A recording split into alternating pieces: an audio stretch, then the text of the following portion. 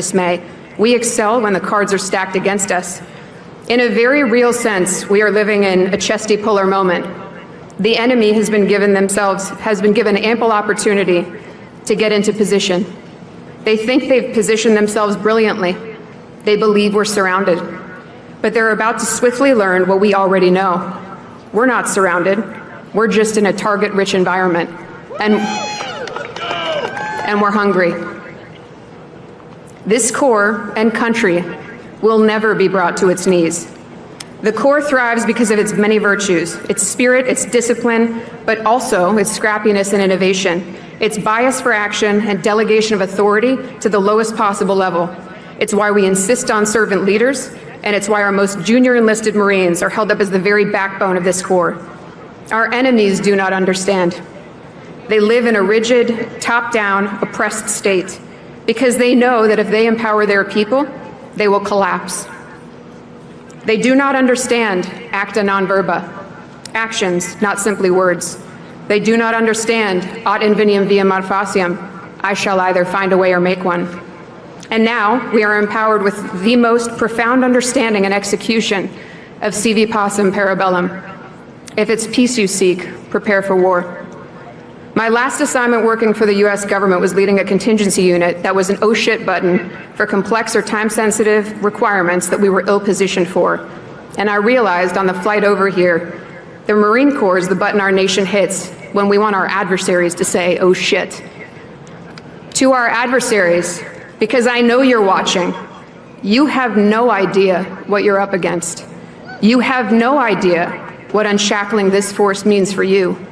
I would bet on this stadium in any climb or place, every time. Welcome to your future, ripe with oh shits, and welcome, Marines, to a renewed era.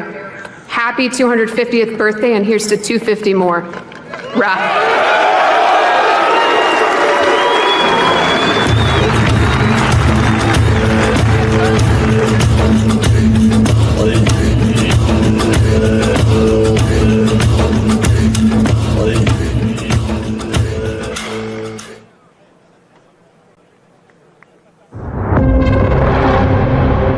I believe that people are attracted to the United States Marine Corps because it's hard.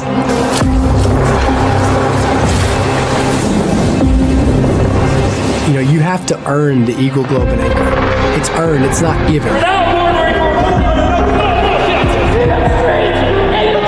And I believe that that's what attracts people to become part of it, is that challenge of, can you be a Marine? And I think that's what attracts the type of people that the Marine Corps has.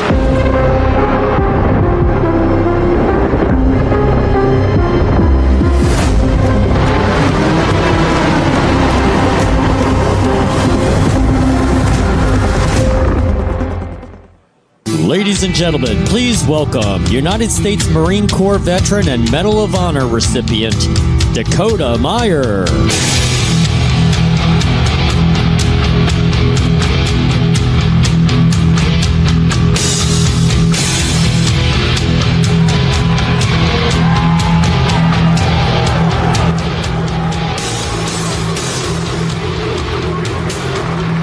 Thank you. Good afternoon, Marines. What an awesome day it is to be here and to show the American people the incredible capabilities of the United States Marine Corps. But before I go any further, I want to take a moment to thank the families, the parents, the spouses, the children who stand behind every single Marine. You are the quiet strength of the Corps. You carry the weight on every deployment, every late night, every sacrifice. While you don't wear the uniform, you live the cost of it every single day. And none of us would be who we are or what we do, or none of it would be possible without you. Because serving this country is a family business. Today, as we display what we can do, as Americans watch, I pray that they leave here tonight with two things. Not only a better understanding of what the United States Marine Corps is capable of, but more importantly, with a peace of mind, a little less weight on their shoulders, knowing that no matter what, there are Marines ready to deal death to any of our adversaries across the globe in any place that they so shall choose at any moment that they shall wish. But today isn't about showing our strength or celebrating the 250th birthday. It's about something more, Marines. It's about a recommitment to being what a Marine means, a recommitment to the standards that built this brotherhood, a recommitment to the promise that we make every single American when we wear this uniform. But before we can recommit, we must understand what it is to be a United States Marine and what it is that makes us different. The first trait that I'd like to start with is our oath, because it's the foundation of understanding what a Marine is. Like every person that wears a uniform, we take an oath to support and defend the Constitution of the United States against all enemies, foreign and domestic. But Marines, just like everything else, we take that oath to another step. We take it further with 6 simple words. Once a Marine, always a Marine. But that commitment doesn't mean what some of you think it does. It doesn't mean that once you earn it, you get it to be it. It means that once your character, your courage, and your commitment have all been tested and proven, then and only then are you trusted to carry the sacred Eagle Globe and Anchor.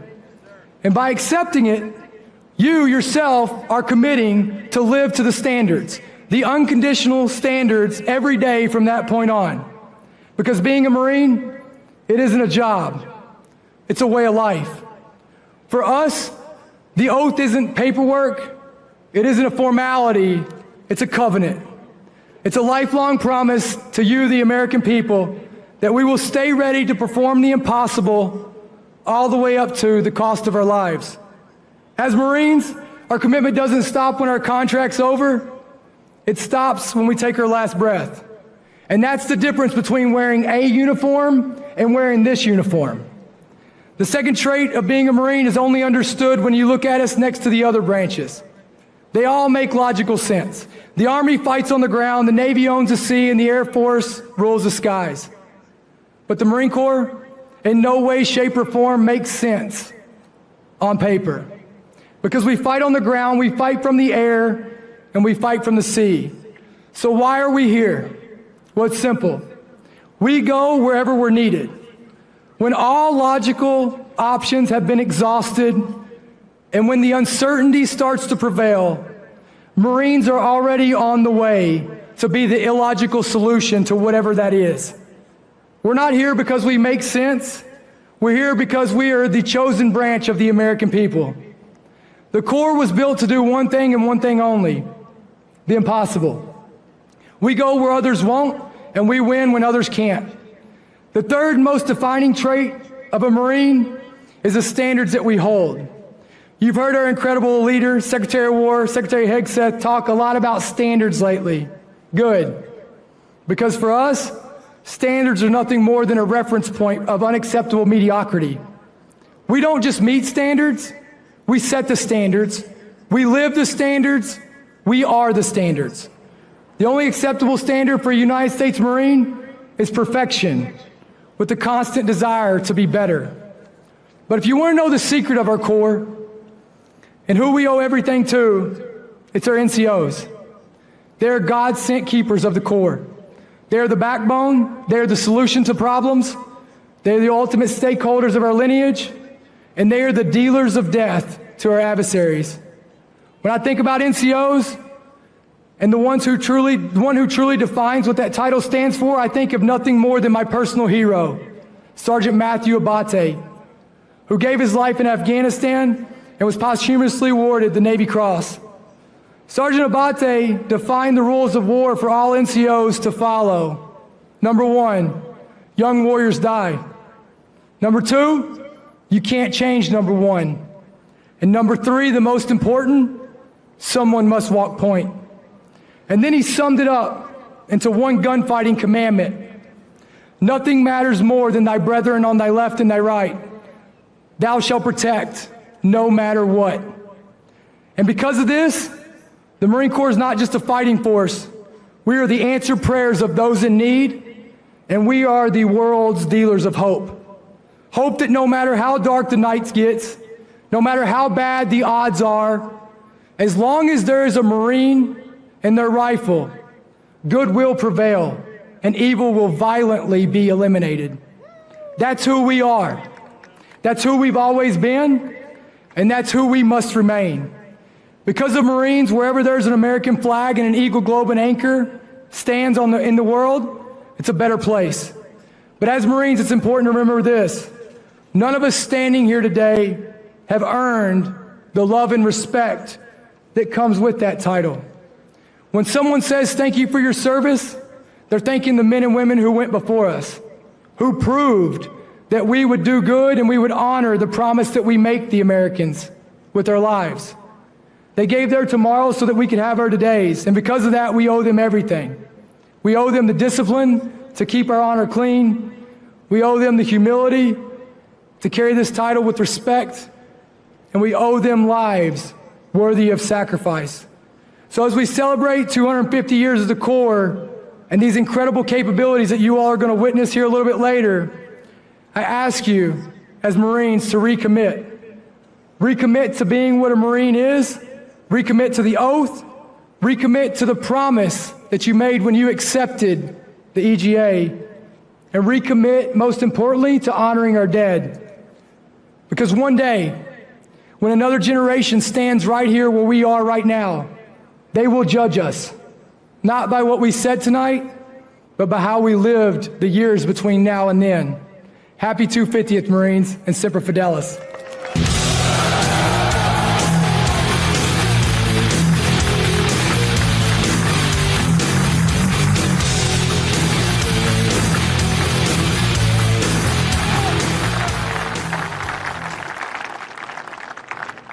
Ladies and gentlemen, please welcome celebrated comedian and actor, Brian Collin.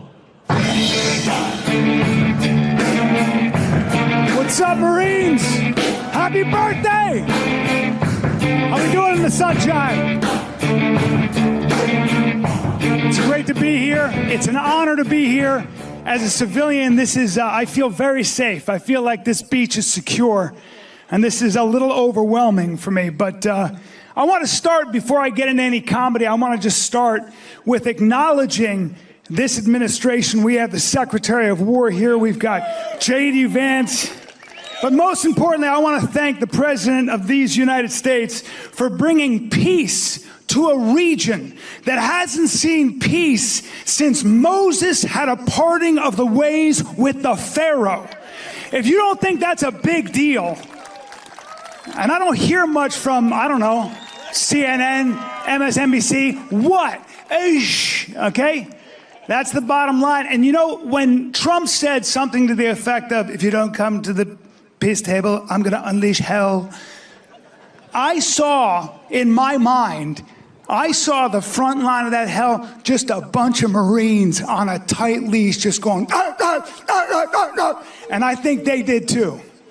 And it makes me proud to be an American. It's kind of exciting. We have the Secretary of War. I'm glad we brought that back. We brought that title back. It's been a long time. I'm not sure what, I'm very ignorant when it comes to military. I think he was a major. I don't know what a major does, but probably something major, right? If there's a major problem, you don't call a lieutenant, right? I don't know. And then Secretary of War, that's a sexy title, right? You're not the God of War, but you're just below, right? Like if you want to get to we know the God of War is Trump. This is what I love about our president. The guy can be like, come to the table or I'll bomb you. And then he does this. He's feared everywhere and he dances. That's a bad impression. The point is, I haven't worked on my Trump dance. And then we got JD Vance, Vice President JD Vance, who started out, I guess he was an E4, right? Yeah. It's weird, though, to go from an E4 to the second most powerful man in the world. And people talk about the deep state, but nobody ever talks about the E4 mafia. Am I right? Oh, look at you guys. Oh, so orderly. My God. This whole thing has got me all crazy. I'm a civilian. I'm backstage with Jocko Willink and Dakota Meyer. I'm producing so much estrogen. And then I'm just being honest. And you know, I was talking to my wife, and my wife said something to the effect, I said, I don't know what to do. Like, I got to do comedy in front of 15,000 Marines. And she said, why don't you just tell stories about what it's like to grow up under a Marine father? And so can I do that for you? Can I indulge you for a little bit just to tell you what it's like? Because I think my father embodied the Marine spirit, and I've never been more proud to be the son of a Marine. I didn't join the Marines because my father, I take after my mother's side. She's a small woman, Sicilian. They're a bent people. We get cold easily. My father's Irish-German. He's 6'4", 250, grew up on a farm. They had no money, so he just grabbed a cow and sucked its udder, I think. Seriously, his fingers are too fat to dial his cell phone. He's you know, I have to do it for him. He has no neck. He's built for war, and I'm built for dance. So, seriously, you don't use this in the Marines, but I've never taken dance, but look at how I reach, you know? And that's not patriotic. So the point is, I thought I would just share some stories, and I hope this resonates, because my father beat the crap out of all your fathers. Yeah. He was just always one of those guys who just reminded me of how lucky I was to be an American and what being an American required, because the price of freedom doesn't come for free. And you guys know that better than anybody else. And, you know, one time I remember we were in a farm. We had to cross this field. This is just to give you an idea of what he was like. We're in a farm. We had to cross this field. And we were about to open the gates, one of those latches that opens like this. And as we're about to do that, this Rottweiler, this huge male Rottweiler with a head this big, just started trying to get at us through the fence, just going, no, no, no, no, no, just foaming at the mouth. And it was just horrifying looking dog trying to kill us. So of course I went, oh boy, let's not make any movements. We'll just walk around. And my father didn't notice the dog. He just looked at me and he said, what are you doing? And I said, I'm walking around. And he said, no. We'll cut through. It's faster. And I said, I know, but we're not crows. We can't fly. And my father said, you're afraid of a dog? And I said, well, it's the kind of dog they use to guard the gates of hell. So, and my father sucked his teeth and he opened the gate. He was about to open the gate and I panicked and I went, Dad, Dad, Dad, please, there's a Rottweiler, they're trained to kill, please don't do this, you know. And my father just noticed the dog going crazy. And he got down and he went, hey, hey, hey, shut your yap. And he blew in that dog's face. And whatever satanic energy my father has, that dog sobered up, that dog was going, no, no, and just went, oh, and then sat down sideways. And my father opened the gate and started walking across the field. And I took this finger, you see this finger? And I went like that, and I put it in the loop of his pants, and I followed him like that, and I was 28 years old. Okay? That's story one. Here's another story. We're hanging out, it's brunch with my whole family, 13 members of my family. My father's reading the newspaper because he's done with us. And when he read the newspaper, we'd leave him alone. And all of a sudden, I just see him suck his teeth, and he goes, and I go, what? He goes, a grown man in Colorado was attacked and killed by a mountain lion. And I was like, yeah. And he went, pansy. And I said, I'm sorry to interrupt your reading, but are you under the impression a mountain lion couldn't kill you? And he goes, that's a stupid question. And I went, why is that a stupid question? And he said, because first of all, a mountain lion isn't a real lion. And second of all, a mountain lion wouldn't attack me. And I said, how do you know that? And he goes, I don't know. It knows. Okay? Now here's the final story. And here's when I realized I wasn't Marine material, because I wanted to be. But we got in the car, and I was sitting in the driver's seat. I was sitting in the passenger seat. And on the dashboard, we're about to take off, and on the dashboard was a Hornet a hornet, not like a yellow jacket, but the kind of hornet that the Lord puts on the earth to sting a man for his sins. The ones that aren't even part of the ecosystem, they live under the ground, and they you know, the kind of hornets, like a yellow jacket stings you, like, you know, and you're like, ow, and it dies. Not this kind of hornet. This had 2 abdomens and armor. Looked like one of those amphibious. It had wings. It was horrifying. You know, the kind that can sting you. They grab you and they hump sting you 50 times. Your face melts. You can't have an open casket. You know what I'm talking about? And that was what was on there. And the thing just, I could see it. And it was clearly trying, it was going to come. And I knew I would die. And I lost feeling in my hands. I remember trying to get out of the car. And I said something like, Papa, or something, and nothing moved. And my father, without missing a beat, just reached over with his giant farm fingers and grabbed that thing and broke its bones. It just like that. And I just heard, the thing died hard. It was like, screw you, and died. And then he was rubbing his fingers, and I came to, and I was like, did that thing sting you? And he goes, probably. And I was like, well, that's not a philosophical question, you know? So about 6 months later, I was on a date, and I remember I borrowed my buddy's car because my car was a Civic, and I wanted to impress this gal, and we get in the car, and everything's going great, and I couldn't believe she liked me, and I was taken to a restaurant I couldn't afford, and that same Hornet was on the dashboard.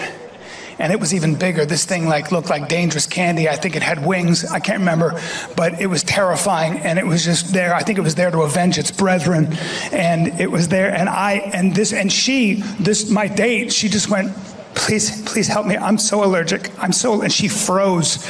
And this was when I realized, this is when you separate the men from the boys. This is when you know who you really are. This is when I channeled my father. I said, if I'm going to be a Marine, I'm going to grab that thing.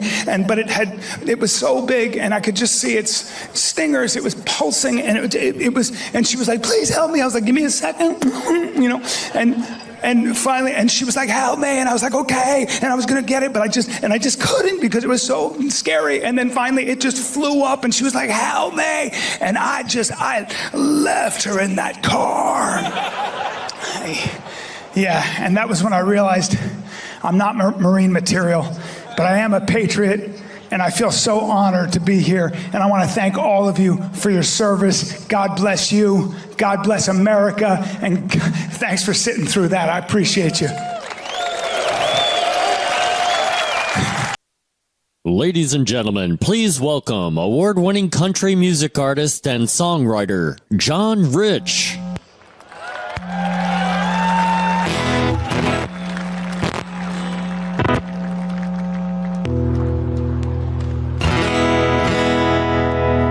Good to be in Camp Pendleton. Are you proud to be a Marine today?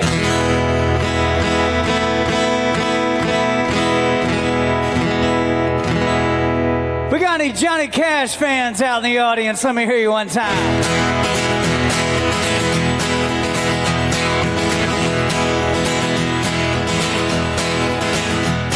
Well, love is a burning thing, and it makes fiery rain. Well, bound by a wild desire, I fell into a ring of fire. Y'all help me sing it. Say I fell into a burning ring of fire. I went down, down, down, and the flames went higher. And it burned, burned, burned. The ring of fire, ring of fire. Y'all sing the trumpet part. Say da da da da da da da da. You know it. Say da da da da da da da da.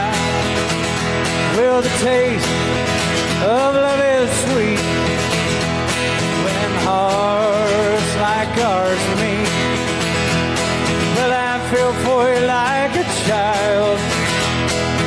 Oh, and the fire went wild. Here we go. Say I fell into a burning ring of fire. I went down, down, down, and the flames went higher. And it burns, burns, burns. The ring of fire, the ring of fire. Yes, and it burns, burns, burns. The ring of fire, the it to me. Say da da da da da da da.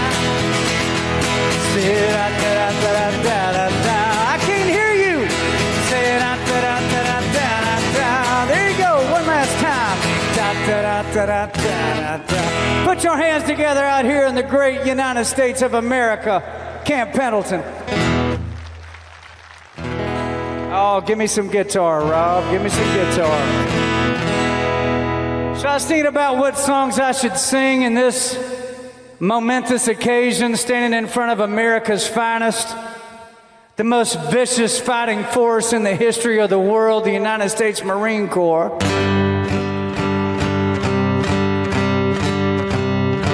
And I thought this song might be the perfect one. See if you know this one. Well,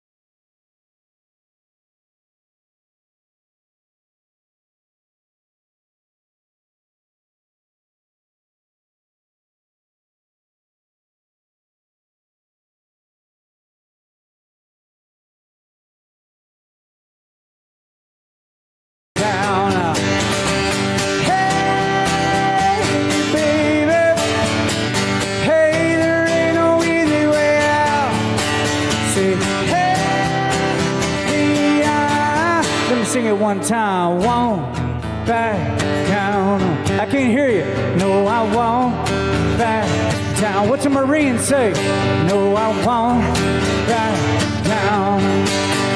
No, I won't back down. God bless U.S. Marine Corps.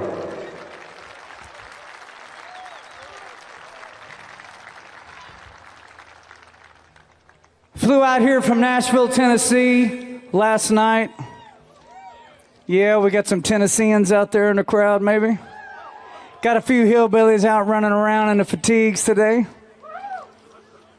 And I thought, I can't come here and not sing this one particular song.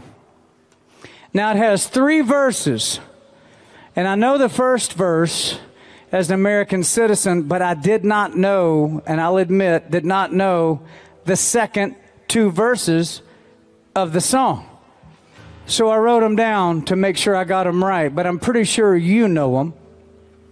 And I was told that if you're a United States Marine, you know the words to this song. Like you know the words to a song that I don't even know.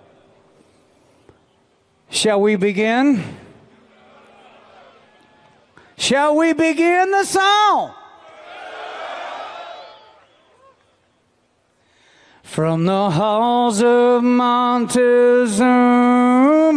to the shores of Tripoli, we fight our country's battles in the air and land and sea. First to fight for right and freedom and to keep our honor clean. We are proud to claim the title of United States Marine. Our flags unfurled to every breeze from dawn to setting sun. We have fought in every clime and place where we could take a gun. In the snow of far-off northern lands and in sunny tropic scenes, you will find us always on the job, the United States Marines. Here's health to you and to our corps, which we are proud to serve. In many strife we fought for life and never lost our nerve. If the Army and the Navy ever look on heaven's scenes, they will find the streets are guarded with United States Marines. Give it up for U.S. Camp Pendleton one time.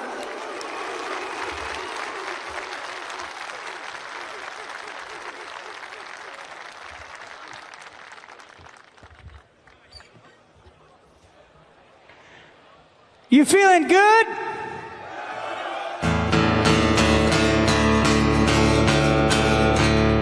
Before I go any further, I'd like to give a long round of applause for my band tonight backing me up here on the stage. Thanks, guys. My band tonight is the U.S. Marine Corps. I'm depending on you to help me back up these songs. I'd like to play for you now one of the dumbest country songs ever written. And I wrote it myself. Yes, I did, and I'm proud of it. It's a pretty dumb song, but it caused a small baby boom in the early 2000s. We got any country music fans out in the crowd right now? Anybody like some country music? Yeah. I'll see if you know this one. Ha!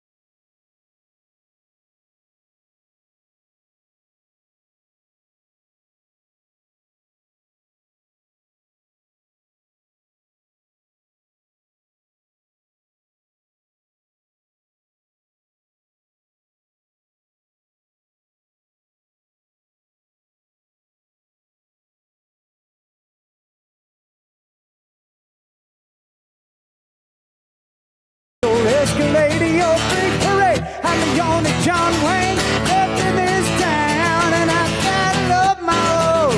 I ride into the city, I make a lot of noise, cause the girls, they all so pretty.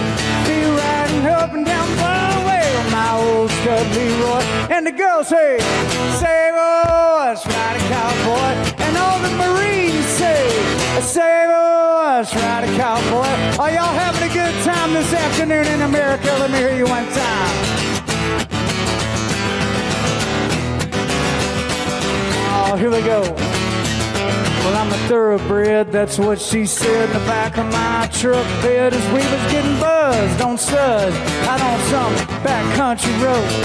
We were flying high, flying as wide, having ourselves a U.S. Marine Corps kind of time. I was going about as far as she let me go. Yeah, but her evaluation of my cowboy reputation had me begging for salvation all night long. Yeah, till I took her out digging frog, introduced her to my old bird dog, sang her every Hank Williams Jr. song we could think of. We made love, and I sang love my old. I ride into the city, I make a lot of noise, cause the girls, they all so pretty.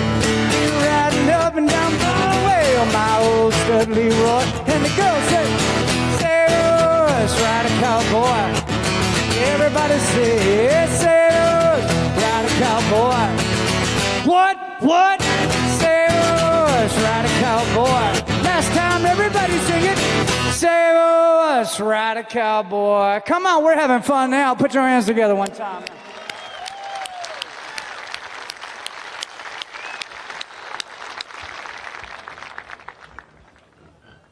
Can I play one more song for you?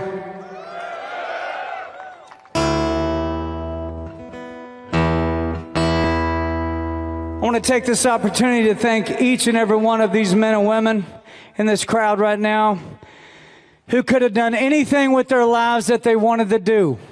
In the youth of your life, the prime years of your life, you live in a country that offers you life, liberty, and the pursuit of happiness. Not the right to be happy, the right to pursue it, the right to go after it.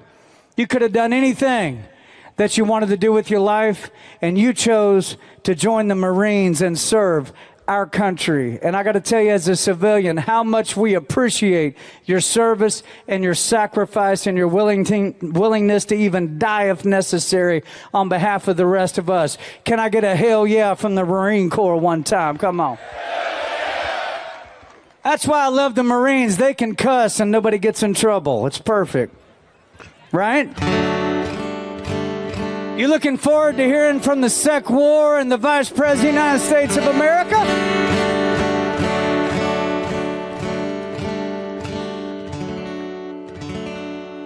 I'm a high school graduate, nothing fancy in my pedigree, just a blue-collar family, probably a lot like yours.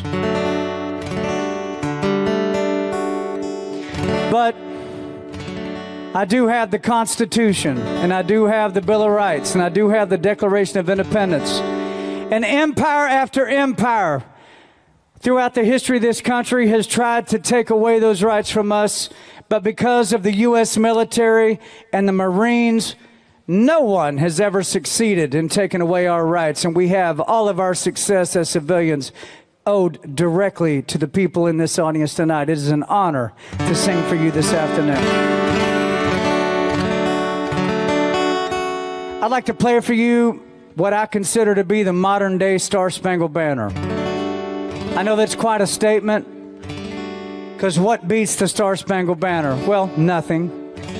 But this song, to me, is right up there with it. It's running a close second. And my friend Lee Greenwood said I would be able to sing this song anytime I wanted to. He gave me permission. So I'd like to end my set with this, and just know how much we appreciate each and every one of you.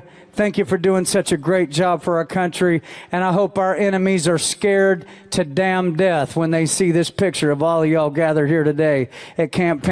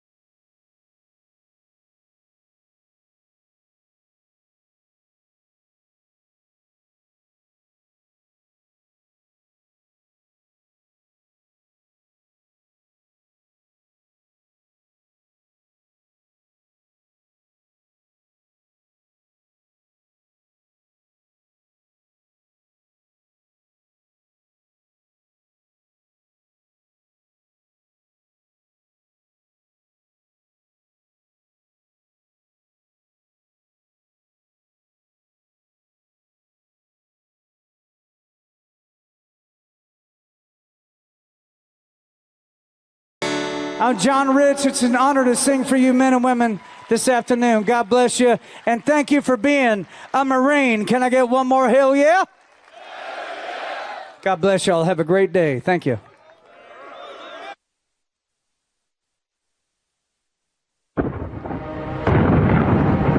Since the birth of the Corps, we have answered the call. Through every battle, every climb, in every place.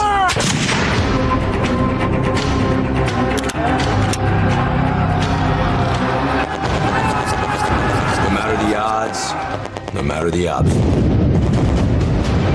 We adapt, we overcome, and close with and destroy the enemy. We know the future will not be the same, but the one thing we know will always remain is the Marine.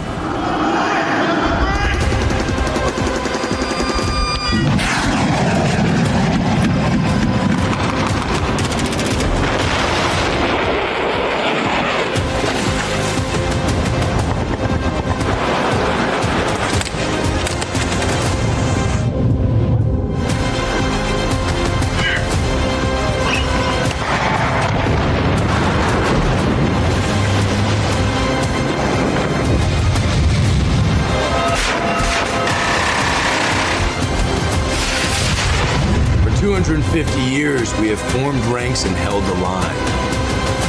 We will for the next 250.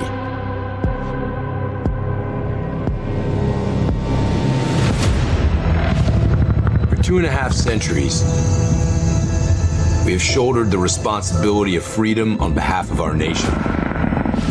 Every battle fought, and every sacrifice made has been etched into our legacy.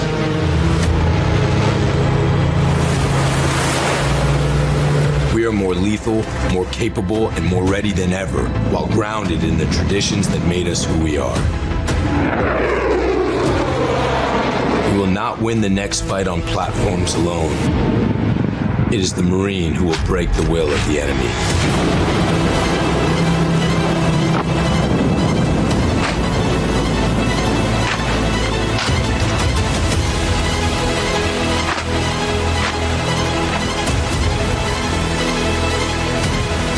From our first amphibious landing at Nassau to the black sands of Iwo Jima to urban combat in Fallujah, our Corps has come a long way since Samuel Nichols first took command of 2 battalions at Tun Tavern.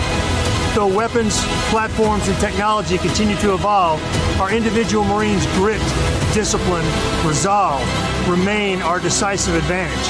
For 2.5 centuries, Marines have preserved our legacy as America's premier expeditionary force. Because we are forward, ready, and lethal. From the moment a Marine earns their Eagle Globe and Anchor, they inherit a rich tradition of honor, courage, and commitment. A legacy that is etched on our souls forever. Our history is one of winning our nation's battle. And make no mistake, we will be called to fight again. We will be ready, and we will win. Since our foundation, we have fought in every climb and place, upholding our oath and preserving who we are, the few and the proud. But we cannot break stride. We must continue to train for the next fight, because victory will go to those who seize the initiative, impose their will, and never yield. The pursuit of excellence in the profession of arms is our heritage, forged by an unbreakable fighting spirit. The memorial behind us stands as a testament to that fact. We stand on the shoulders of the giants that came before us. We must not fail them. The challenge is on all of us every day to uphold the standard that the title Marine demands. Happy 250th birthday, Marines. Semper Fidelis.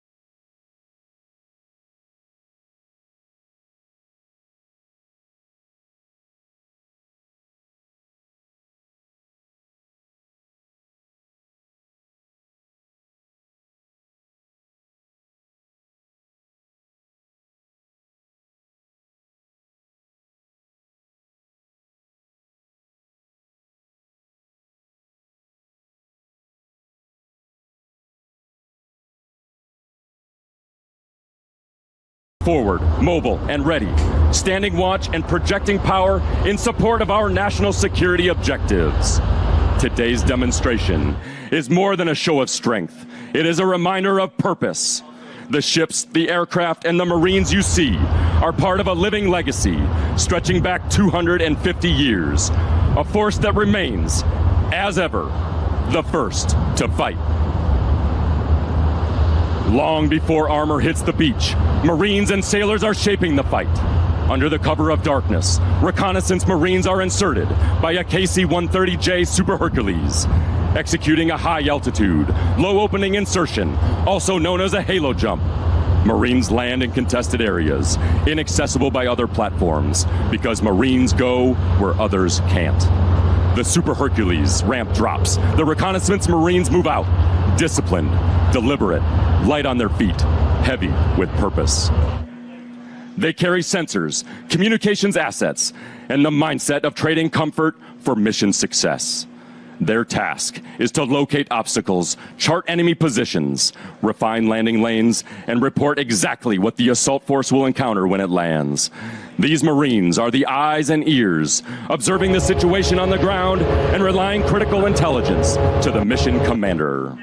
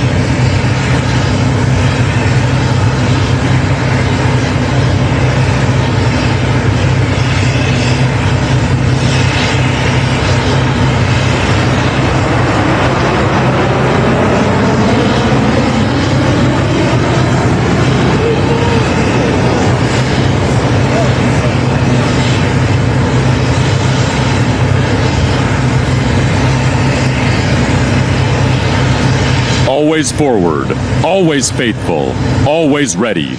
Ladies and gentlemen, your United States Navy and United States Marine Corps.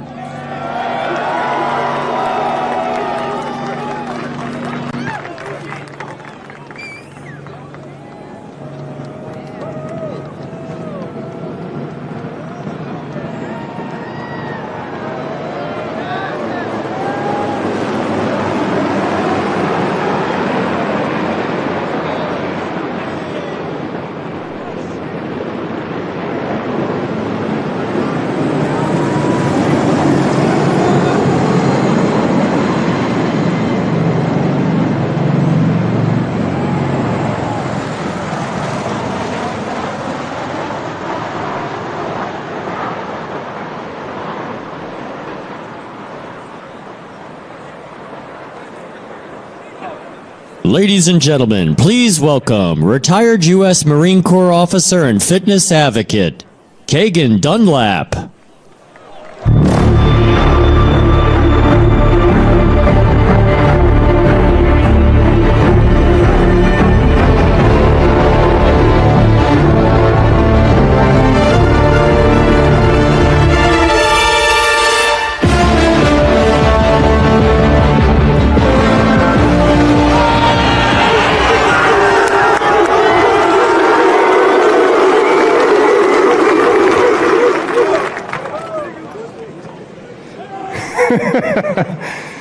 Look familiar? Scenes like these are happening all over the planet right now. You could be next. That is, unless you make the most important decision of your life. Prove to yourself that you have the strength and the courage to be free. Join the Marines.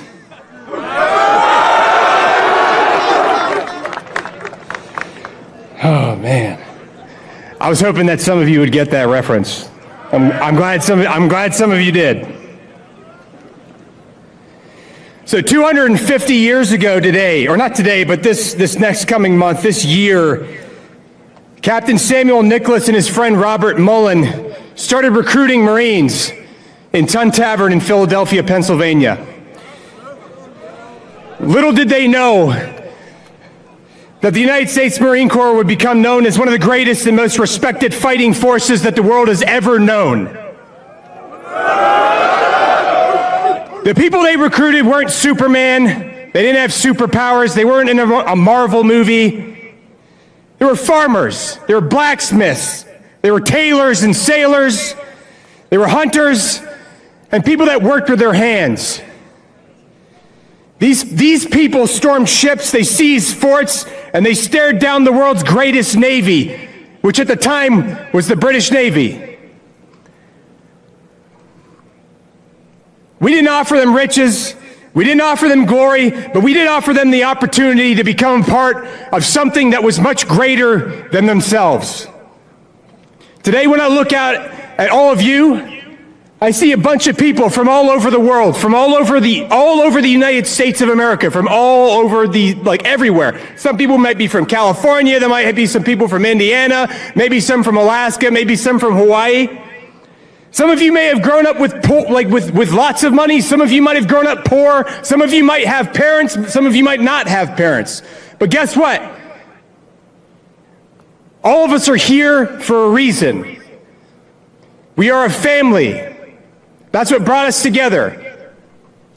One of the greatest parts about this organization is that we don't care who you are, what you look like, where you're from, what your experience level is, but you are welcome here if you can earn it. And believe you me, you have to earn it. Just like what Sergeant Dakota Meyer said, it's not given. You have to work hard for it. And anything valuable that I've found in my life that I've earned was something I had to work very hard for. And that's just been my personal experience. Now, like I said, when I look out on all of you, I see my brothers and my sisters. You are all family to me. And as far as I'm concerned, we bleed the same blood. We're from the same timeline. We're from the same DNA line as far as I'm concerned. And come hell or high water, we need to support each other. We have to. Because one day, we are going to go to war again. And when that happens, the only people you're going to be able to rely on is that Marine or sailor to your left and your right. And that's it. None of the other stuff going on in the world is going to matter at that point. It's going to be you and your friends to your left and your right. And believe me, if we go to war, it's not just going to be the infantry that's out there. It's going to be everyone. We're all going.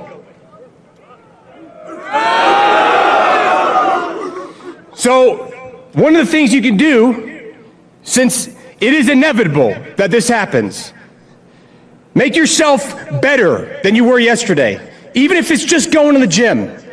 Make yourself tougher. Make yourself more resilient. Make yourself smarter. Study. Read. Look things up. Be situationally aware about things that are happening in the world around you. Because believe it or not, that will affect you directly. Things that happen on the other side of the planet can impact where you deploy.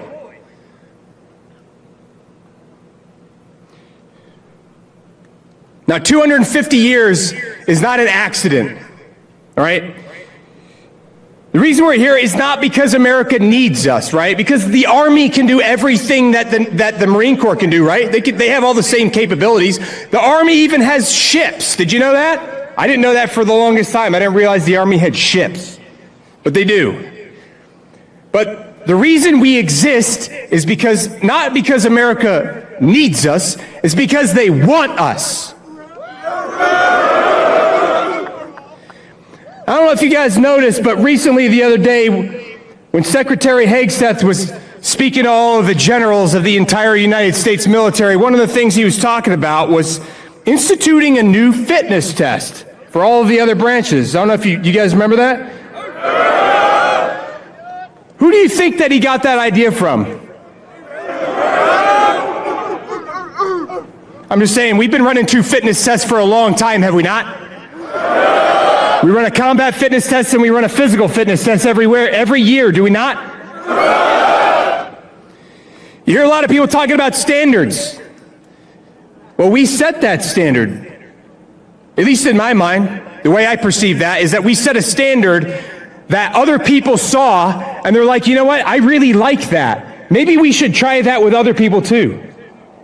Obviously, it's been impactful, it's been effective with the Marine Corps. I bet it could work with other branches too. Let's try it out. You know how the best way you can affect change is? The best way you can affect change or influence people is by setting the example. If you want to impress upon other people to be physically fit yourself. If you want to impress upon other people to go shooting and get out and learn stuff about the country they live in, do it yourself too.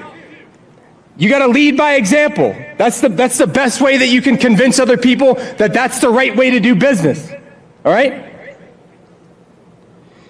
And it's going to be hard sometimes. Because some of the most rewarding things I've found in my life are not easy. They're hard. It takes a lot of work. It takes discipline. I wake up every morning at 4:30, not because I want to, but because I have things to do. I don't like waking up at 4:30. Every single day my alarm goes off and I'm like, it's like Groundhog Day. But I do it anyway because I know it's the right thing for me to do because I have things I need to do. I need to get up. I need to shave my face. I need to cook breakfast. I have work to do. You know? And I'll tell you right now, I know a lot of you are a lot younger than me because I joined pretty late. I was 27 when I first joined the Marine Corps. All right? And I may not be as young as I was then. I still take good care of myself. I work out on a very regular basis. That's like a non-negotiable for me. I don't know about you guys. But I want to make sure that I said this to all of you out there because you're in a different place in your life, right? If nobody told you today, Marines, I believe in each and every one of you. I want you to know that. Every single one of you out there. I believe in your ability to carry out the mission. I believe in your ability to defend and support the Constitution of the United States. and I believe in your ability to protect and defend the American people.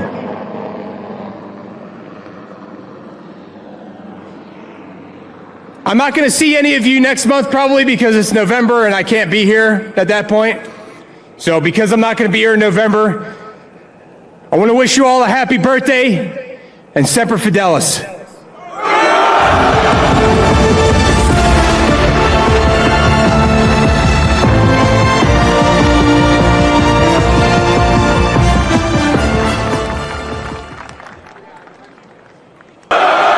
What an absolute honor to be here celebrating 250 years of Marine Corps badassery. And I don't know if you guys enjoyed that demo, but that was either the best recruiting content that the Marine Corps is going to have for many years, or the strongest message to our enemies to never test the capability and ferocity of the United States military. It's also an honor to be opening tonight for the Vice President of the United States of America, JD Vance. How cool is that? If you guys don't know, by the way, he is a United States Marine. Standing here among each of you is a very surreal feeling. I represent multiple generations of warriors in my family from World War I, World War II, Korea. My father was the first Marine in our family, serving as a rifleman in Vietnam. Myself and both of my sons, also Marines. One of which also served in Afghanistan.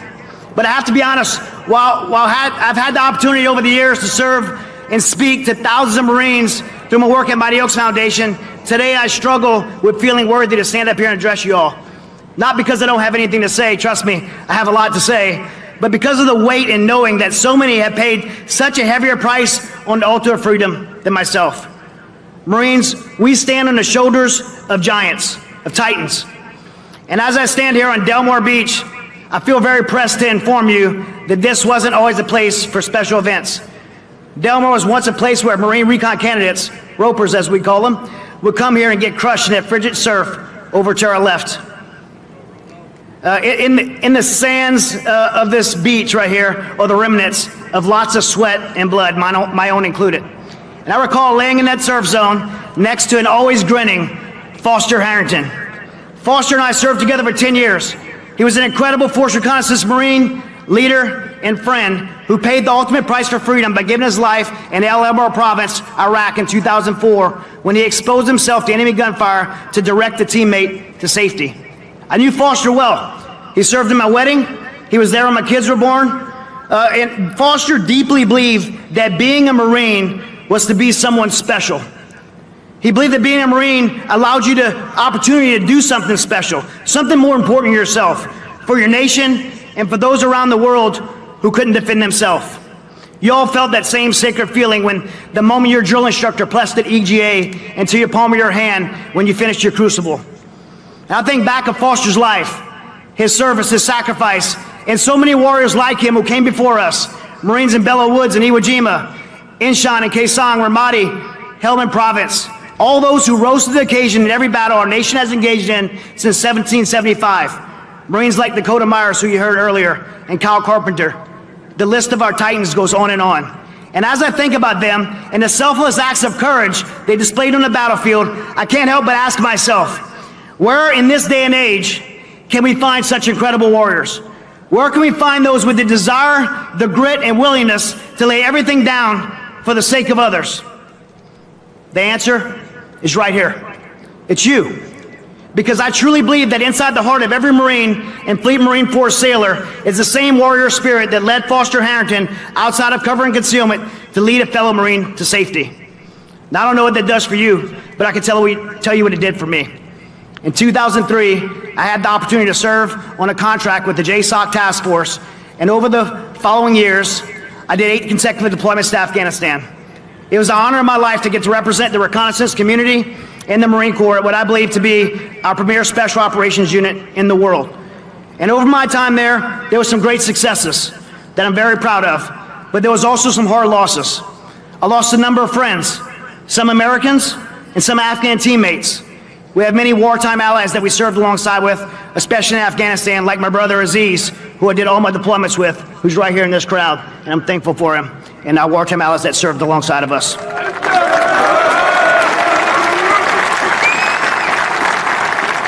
Like many warriors before us, I came home and struggled with many of the same experiences. I dealt with debilitating panic attacks, anxiety, depression, and it almost cost me everything, to include my family and a personal battle with becoming another veteran suicide statistic. There were a lot of things that played a role in my recovery. Friends, family, getting active again, but nothing was more profound than the restoration of my faith and committing my life to Jesus. The Marine Corps calls this our spiritual pillar, and is the foundation of our pillars of resiliency.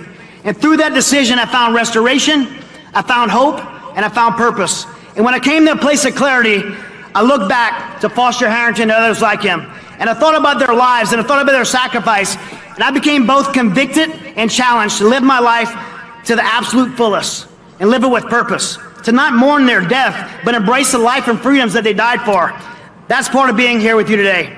Passing on the lessons from one generation of Marines to the next, 250 years in and still going. Life as a Marine is hard, but being a Marine is special because it is hard. And as a Marine, you will be asked to do hard things. But when it gets hard, you can always look back and remember those who came before you. We have an incredible heritage of legends like Foster Harrington to learn from. Those who challenge us to dig in when we're called to do the impossible. And respond with the words we read in Scripture from Isaiah 6:8. When asked, who shall I send and who will go for us? And I never in my lifetime, and I've been around this gun club for 30 years now, never in my lifetime have we been more supported by leadership from the top. You have a president and vice president who love you, believe in you, and I can tell you from being in D.C., behind the closed curtains, they're doing everything they can to support you. You have a Secretary of War, and by the way, I love that Secretary of War. I don't know if everybody else feels the same way, but I don't like being on defense. I like being a war fighter. But we have a Secretary of War, Pete Hegseth, who I love, by the way. But based on his PT scores, I think he should have been a Marine. I don't know why he chose to be in the B team, but nonetheless, we love him. He's an incredible leader, and he is focused on our readiness, our lethality, and supporting you to do your jobs. We are blessed and equipped, and this is a time to celebrate. So happy 250 years of being part of the greatest fighting force the world has ever known, the United States Marine Corps. Semper Fidelis, God bless you. Hoorah! You can only pick one branch. Which one are you taking? Marine Corps. Marines, Marines, Marines, Marine, Marines, Marines, Marines, Marines, Marine, Marines, Marines, Marines, Marines, Marines, Marine Corps, Marines, Marine, Marines, and of course, Semper Fidelis. Yes, Semper Fi. Ladies and gentlemen, please welcome retired U.S. Navy SEAL commander and best-selling author, Jocko Willink.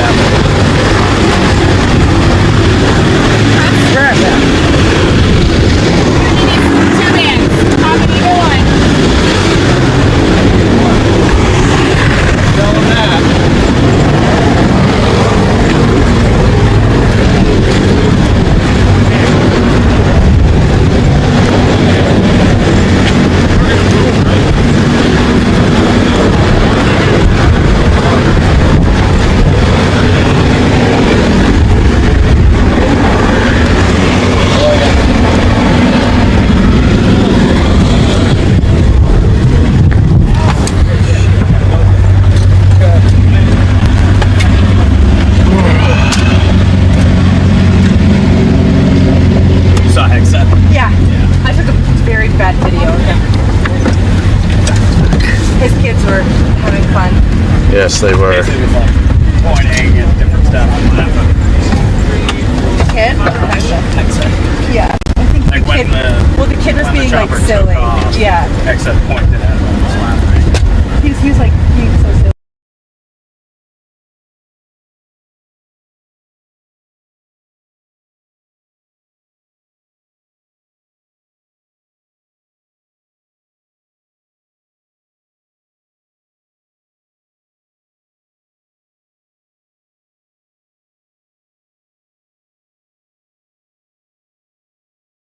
Forget them.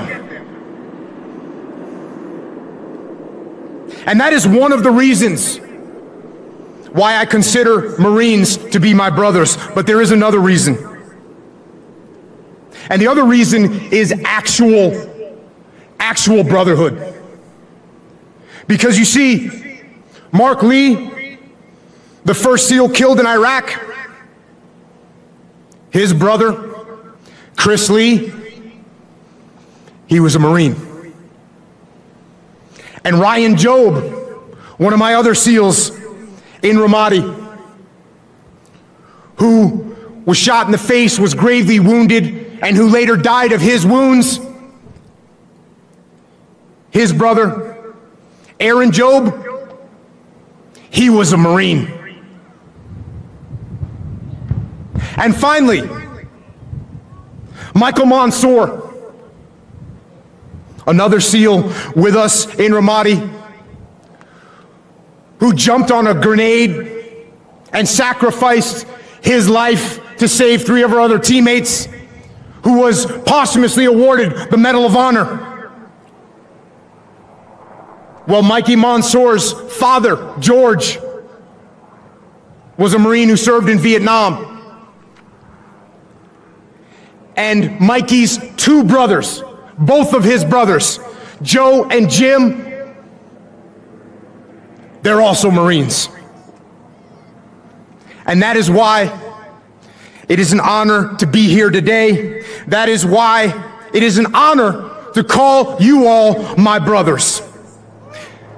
And that is also why I know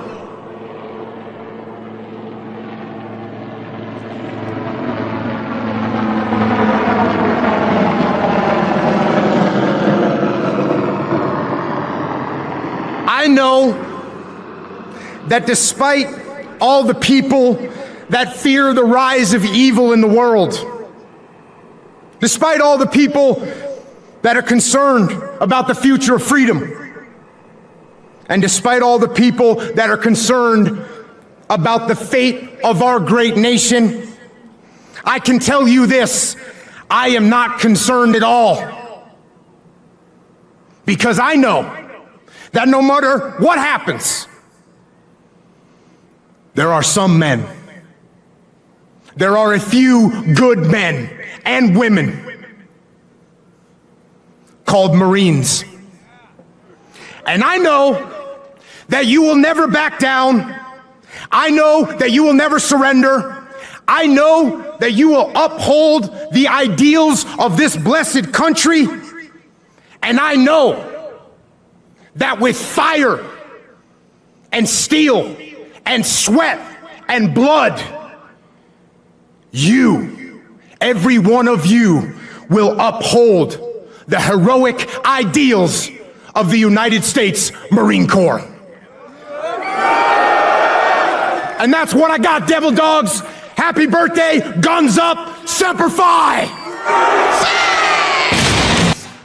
Ladies and gentlemen, please direct your attention to the video screens for the world premiere and exclusive release of the full 250th birthday message from the 39th Commandant and 20th Sergeant Major of the United States Marine Corps.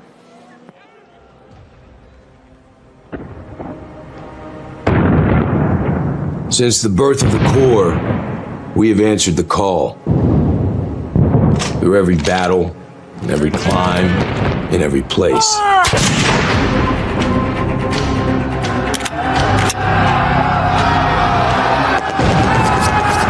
matter the odds, no matter the obstacle.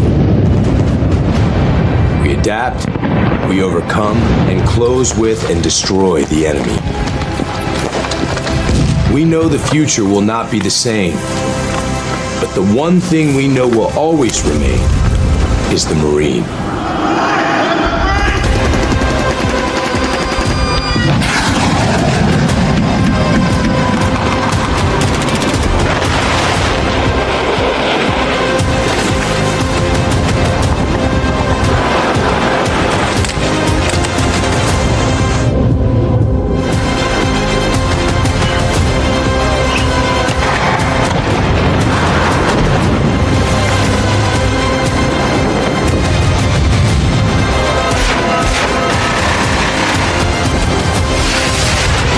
For 250 years, we have formed ranks and held the line.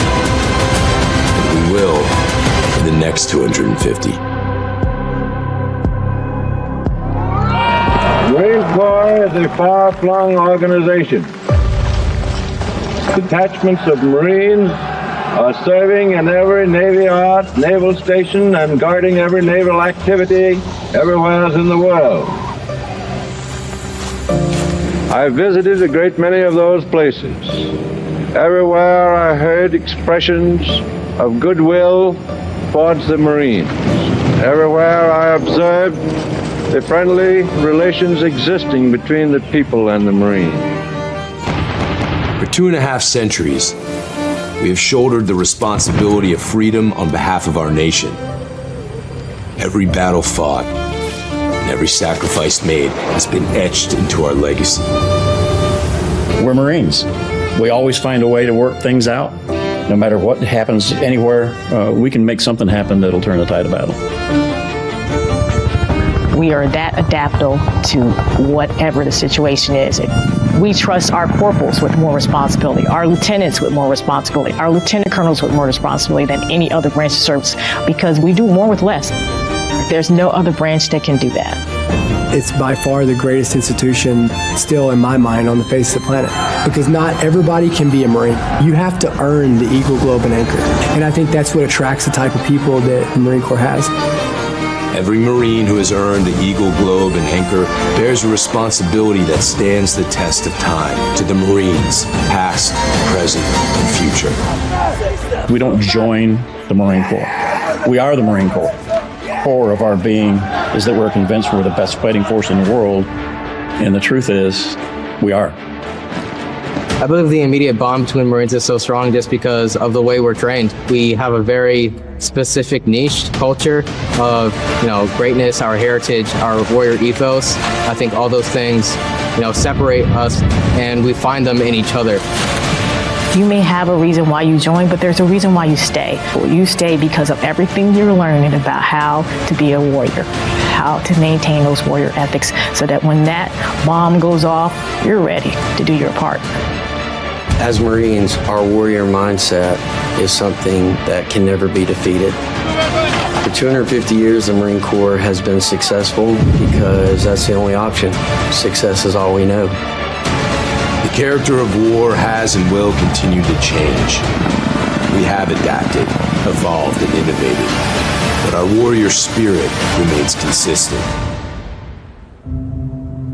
The nature of war is taking something that somebody else has that you want, and it's never changed, probably never will change. The character of war, however, has changed a lot. World War II, we used ships, planes, bombs. All the way to today, we use, as you can tell by the news, we use ships, planes, bombs. We just have a lot better technology. I don't know that one battlefield's ever been the same for any generation. The types of war, the ways of war, all that is constantly going to be changing. What's going to decide our next and our future wars is not going to be the technology, it's not going to be money, it's going to be the level of the belief of our people, of what they believe in, and the standards that they hold themselves to. We are more lethal, more capable, and more ready than ever, while grounded in the traditions that made us who we are. We will not win the next fight on platforms alone. It is the Marine who will break the will of the enemy.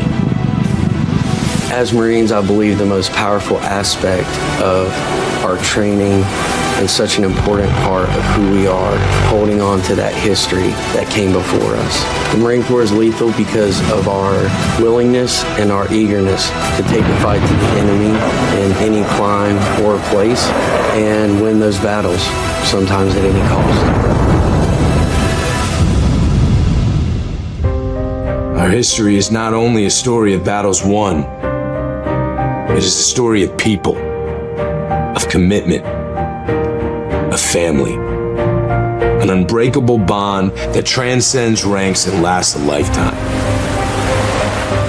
I think the only way to honor them is to live a life that's worthy of their sacrifices. And the only way that you can do that is by going out and being the best that you can be, by going out and by still upholding those standards as a Marine, by celebrating them, by telling their stories and giving the next generation some legacy to live up to. Cream rises to the top.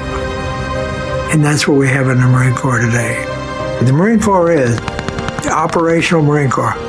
But there's another aspect of the Marine Corps. It's the former Marines or former active duty who are out there in all walks of life.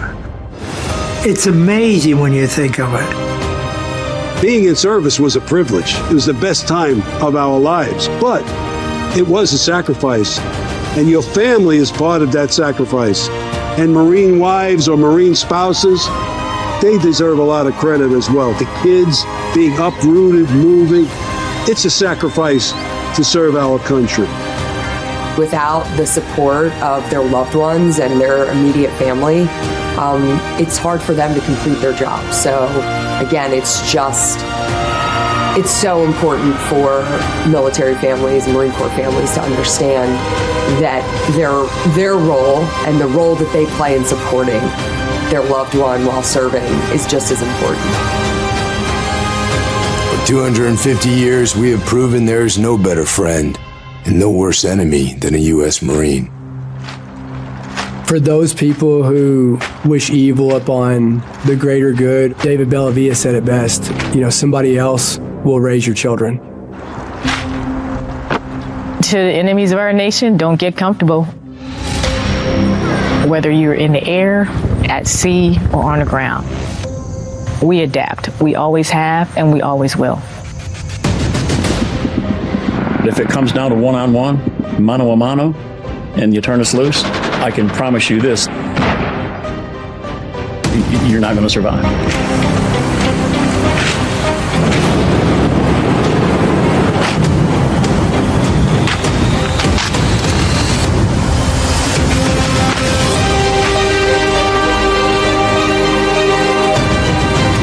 From our first amphibious landing at Nassau to the black sands of Iwo Jima to urban combat in Fallujah, our Corps has come a long way since Samuel Nichols first took command of 2 battalions at Tun Tavern.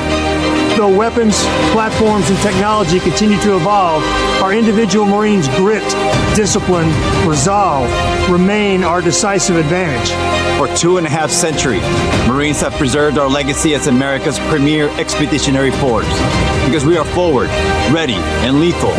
From the moment a Marine earns their Eagle Glove and Anchor, they inherit a rich tradition of honor, courage, and commitment, a legacy that is etched on our souls forever. Our history is one of winning our nation's battle, and make no mistake, we will be called to fight again. We will be ready, and we will win. Since our foundation, we have fought in every climb and place, upholding our oath and preserving who we are, the few and the proud. But we cannot break stride. We must continue to train for the next fight, because victory will go to those who seize the initiative, impose their will, and never yield.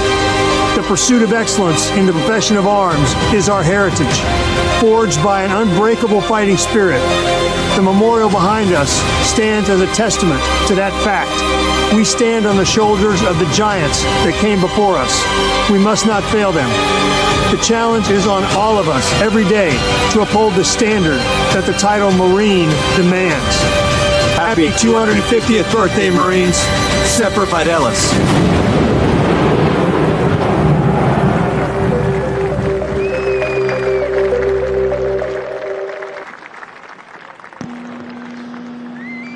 Ladies and gentlemen, at this time, we would like to acknowledge the exceptional leadership, dedication, and unwavering support provided by Lieutenant General Christian F. Wortman, Commanding General, 1st Marine Expeditionary Force, Vice Admiral John F. Wade, Commander, U.S. 3rd Fleet, and Brigadier General Michael R. Nakanizi, Deputy Commanding General, 1st Marine Expeditionary Force. Today's demonstration of military might and the grit shown by the Marines and sailors participating is a direct result of your leadership, expertise, and steadfast devotion to mission success. The scope of your accomplishment here is unprecedented in this century. The American people can take comfort in our military's readiness to defend the homeland and our nation's interest abroad.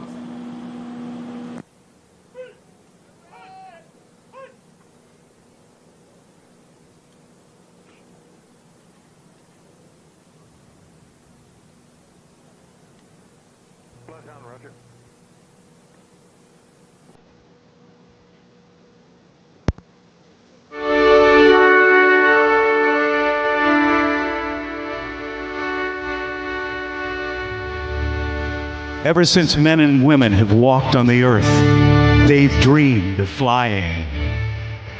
They wondered what the birds could see that they could not.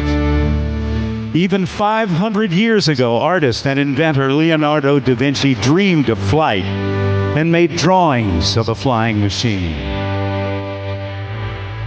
But it wasn't until 1903 that two brothers from Dayton, Ohio, Wilbur and Orville Wright, built a powered aeroplane and overcame gravity and taught the world to fly.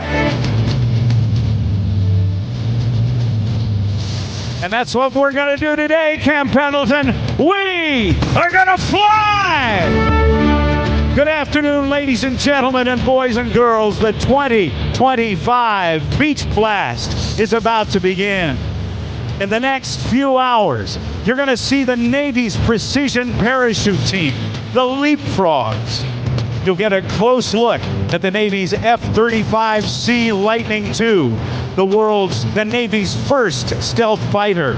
We'll see the EA-18G Growler electronic warfare aircraft. We're going to see one of the most unique aircraft in the world, the tilt rotor, the MB-22 Osprey. We'll see a flag presentation flyby. And also, we'll see the Marines' own F-35 Lightning II right here at the beach at Camp Pendleton. Come on, Marines, let's get some noise going. All of this in the air as we celebrate, as we aviate, and as we commemorate. It's a great day to wave the flag as we celebrate this 250th birthday of the Navy and Marine Corps. Ladies and gentlemen, the 2025 Beach Blast starts now. Hello, everybody. I'm Rob Ryder. I'm from Cincinnati, Ohio, and I am deeply honored to be able to bring you the action this afternoon here at the Beach Blast. In a moment, we're going to see, coming overhead, the U.S. Navy Leapfrogs. They are the precision parachute team of the United States Navy, all Navy SEALs. And we're going to get a close look at two versions of the United States military's Joint Strike Fighter, the F-35 Lightning II, the C model representing the United States Navy, and the B model that has replaced the AV-8B Harrier II is the Navy's premier, as the Marine Corps' premier short takeoff and vertical landing aircraft. Shortly, if you will look off to your right, you will see a C-130 Hercules from the United States Navy. And aboard are the members of the Leapfrogs. They will be jumping from about 6,000 feet. As they exit the aircraft, they will reach terminal velocity, 120 miles per hour, high and to your right, just to the north of center point here at the show. There's that C-130. The C-130 Hercules has been around since the mid-1950s and continues to serve our United States military today and the militaries of a number of different countries around the world. Over 2,500 have been built, and they are still coming off the production line new at Lockheed Martin's Marietta, Georgia production facility.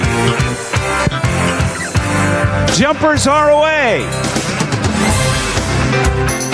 All of our jumpers originally learned the skill of military free fall as part of the extensive SEAL training pipeline prior to joining the operational SEAL team. SEAL team operators train extensively in tactical parachuting, providing the capability to penetrate denied or contested areas virtually undetected. Though today's demonstration takes place in broad daylight, these missions are typically conducted under the cover of darkness over both land and sea.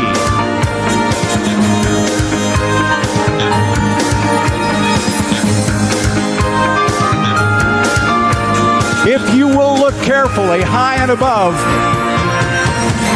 on the right, 3 parachutists have come together.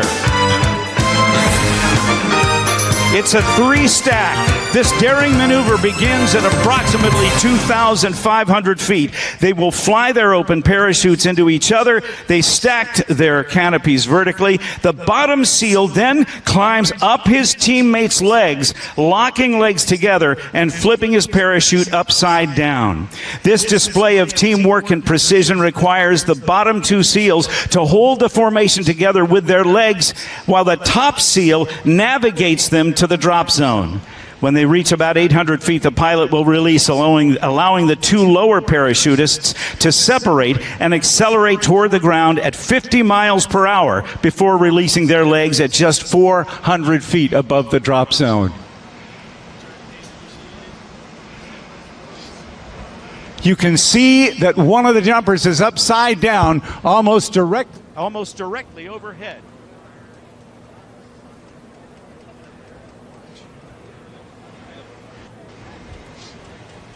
Check 1, 2.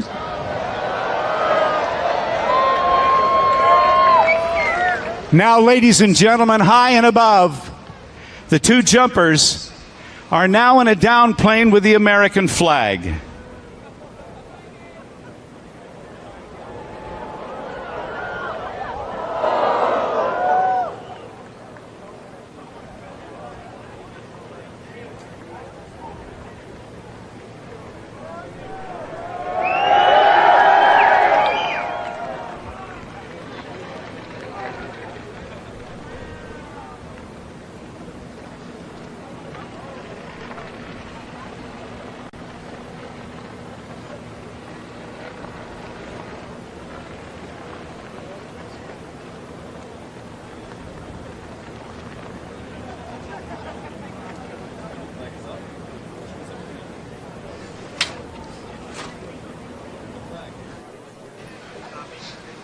As the flag approaches the ground, we ask that you stand as the official presentation of the colors takes place, represented by members of the Marine Ceremonial Guard. Color guard!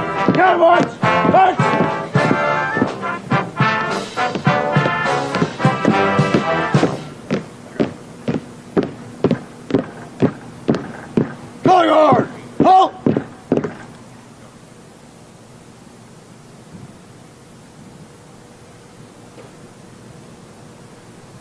Color guard! Present! Ladies and gentlemen, please stand for the singing of our national anthem.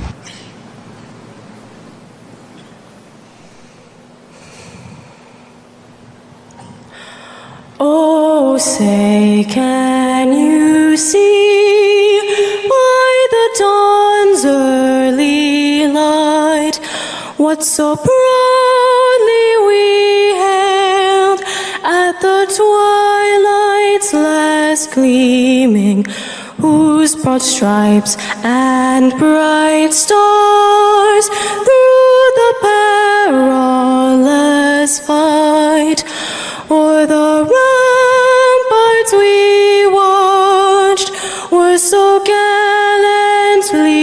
streaming, and the rocket's red glare, the bombs bursting in air, gave proof through the night that our flag was still there. Oh, say does that star-spangled banner yet wave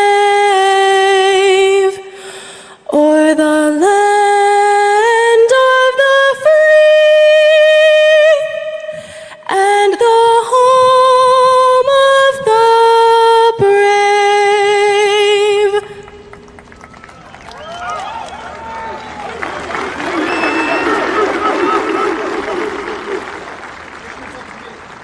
Guard, guard! Carry! Guard! Ready! Go! Guard, guard! Right turn! March! Forward! March!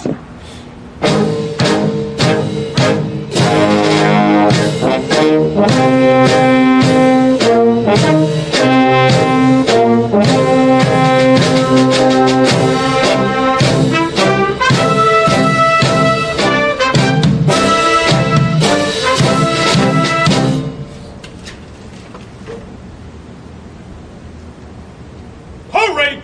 Past! Heavies.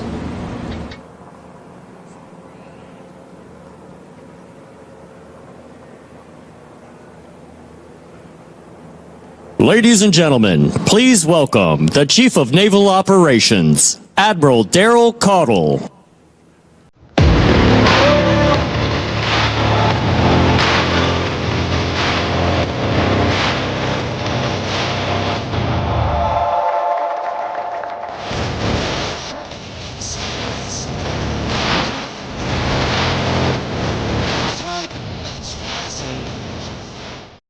All right. Well, good afternoon, Camp Pendleton.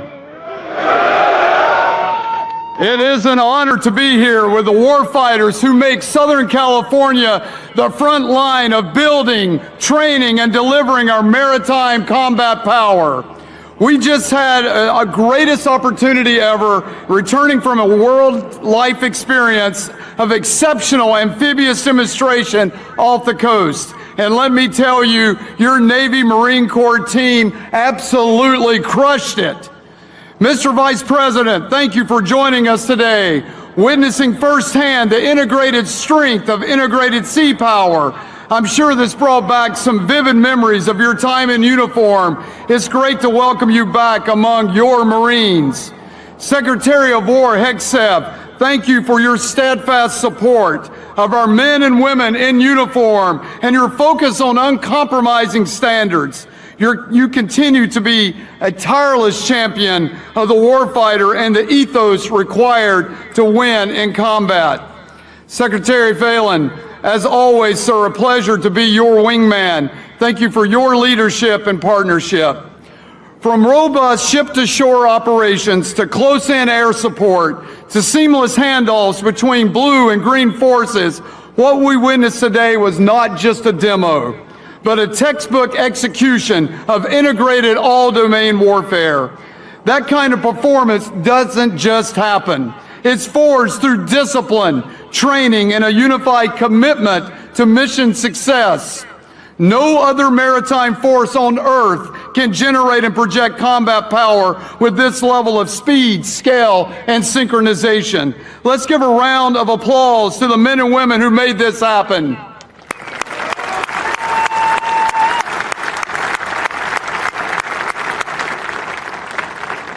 As your Chief of Naval Operations, I couldn't be more proud to represent this extraordinary team. You embody what it means to be forward, focused, and lethal. Whether you're on the bridge, in the cockpit, in the whale deck, or on the beach, we're all part of a single integrated fight. For over 250 years, it's been this unity between sailors and Marines that has given our nation the decisive edge, from the shores of Tripoli to the waters off the Red Sea. And today, as then, we stand the watch together. delivering maritime dominance and extending American power from sea to shore. In January, the President gave us a clear charge: defend the homeland, deter aggression, project strength through an all-domain integrated force. And that's exactly what we've been doing day in and day out. Across every ocean and every contested region, our Navy Marine Corps team is leading from the front, reassuring allies, restoring deterrence, and responding with precision and resolve when called.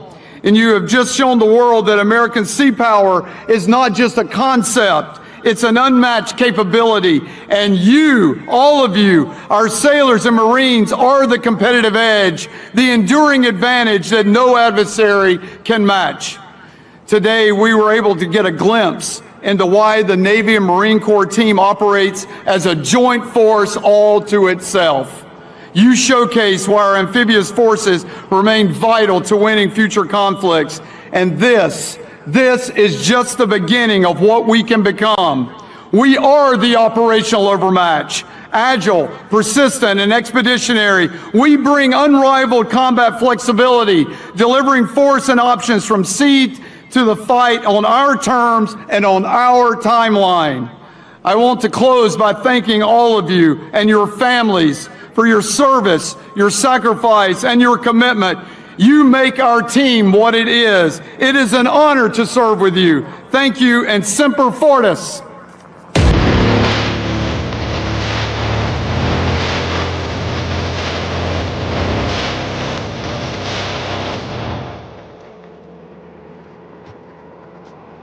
Ladies and gentlemen, please welcome Commandant of the U.S. Marine Corps, General Eric Smith. American soldier and American.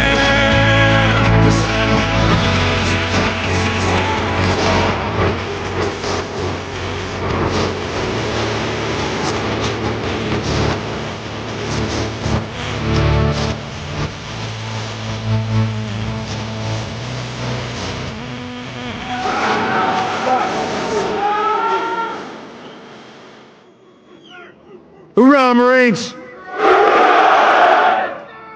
Get some! Hoorah! That never gets old, does it? That never gets old. Good afternoon, Marines, sailors, family, friends, Vice President Vance, Secretary of War Hegseth, Secretary of the Navy Phelan, my shipmate, the CNO, elected officials, distinguished guests, far too many to name. What a day. What a perfect amphibious day. And what a sight to behold. What I'm talking about is you. Not talking about the equipment, not talking about the ships, I'm talking about you, the Marines, because that's who we are. That's what we're all about. We're about the individual Marine, because that's who wins battles. That's who wins wars. Before I begin, I want to thank those who made today's demonstration possible, especially the phenomenal team here at Marine Corps Base Camp Pendleton and the Marines and sailors of the 1st Marine Expeditionary Force and the 3rd Fleet. From the first aircraft overhead to the final wave on the beach, you showed what American amphibious strength looks like in action. You do not want to be on the receiving end of that bunch of ass whooping. You do not. If you're an adversary, hoorah. If you're an adversary and you want to have your butt kicked, then mess with the Marine Corps, because we'll do it. We'll do it for you. I also want to thank our many distinguished guests and civic leaders for joining us in the celebration this afternoon. You know, if you go to Marine Corps Air Station Cherry Point, North Carolina, or if you go to Marine Corps Air Station New River, it says, "Pardon our noise, that's the sound of freedom." Well, pardon our noise today, that's the sound and look of freedom. That's what it takes to get you free. Thanks as well to our national leadership for standing alongside your Marine Corps as we mark this historic milestone, 250 years young. The first 250. The next 250 are going to be even tougher than the first 250, and there's going to be more fights ahead. But we'll overcome all obstacles because we're Marines. That's what we do. We don't know how to fail. Finally, thank you to our military families whose strength, patience, and sacrifice make everything we do possible. You serve this nation alongside your Marines and sailors, and your support is the foundation of our readiness. For 250 years, our Corps has fought and won our nation's battles. Again, we don't know how to lose. We're Marines. Founded even before our formal independence as a country, we were created as an expeditionary force in readiness, always faithful to the nation we serve. From muskets to missiles, wooden ships to amphibious combat vehicles, and signal flags to satellites, the tools of our trade have changed, but their purpose has not. We remain America's naval expeditionary force, ready to respond and ready to win. Today, we witness the power of the Navy and Marine Corps team through our premier force offering, the Amphibious Ready Group and Marine Expeditionary Unit, employing combined arms to deliver decisive effects and compel the enemy to do our will, to do what we want to have happen, not what they want to have happen. But none of what you saw, the precision fires, the air assault, the seamless integration of firepower, none of that means a thing without the Marine behind it, without the Marine behind his M4, without the Marine sitting in the vehicle, driving it, without the pilot flying the aircraft. It is all about the Marine. It's all about you. The strength of the MAGTF lies in its Marines. Their warrior ethos and core values strengthen us and sustain us during difficult times. It is the Marine, resolute beneath our nation's flag, who carries the day every time. Honor, courage, and commitment are the living code of a Corps that endures because of uncompromising standards. Standards that guide us in our purpose, unite us in battle, and bind us across generations. From Bellawood to Iwo Jima, to Ramadi and Fallujah and Helmand Province, we're still the same. We're a Corps of Marines. We are a band of warriors dedicated to the defense of this nation. The Marines here today are cut from the same cloth as those who seized Tarawa, withstood the cold of Korea, and fought through the streets of Iraq and the mountains of Afghanistan. And the next fight is coming. Trust me, it's coming. Across battlefields, our character has never wavered. Just as the nature of war, the clash of wills, the test of fortitude, the demand for discipline remains the same. To our Marines here today and around the world, I could not be more proud of you. Sergeant Major Ruiz and I have the easiest jobs in the Marine Corps.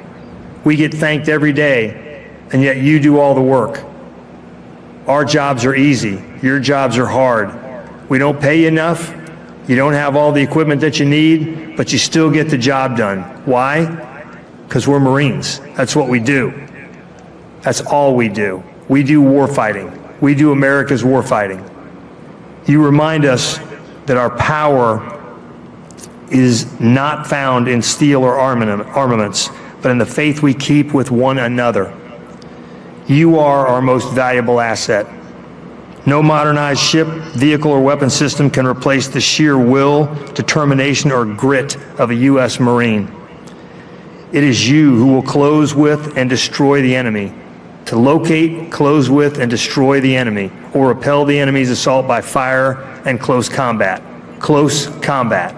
That's what we do. It is you who will seize the objective and seize the day. It is you who will win our nation's battles. This is why I have absolute confidence in the future of our Corps, today, tomorrow, and for the next 250 years. When the next fight comes, and sadly it will come, Marines will be ready to fight, ready to win, because that is who we are. That is what we do. It is all that we do. We're warriors. That's all that we do.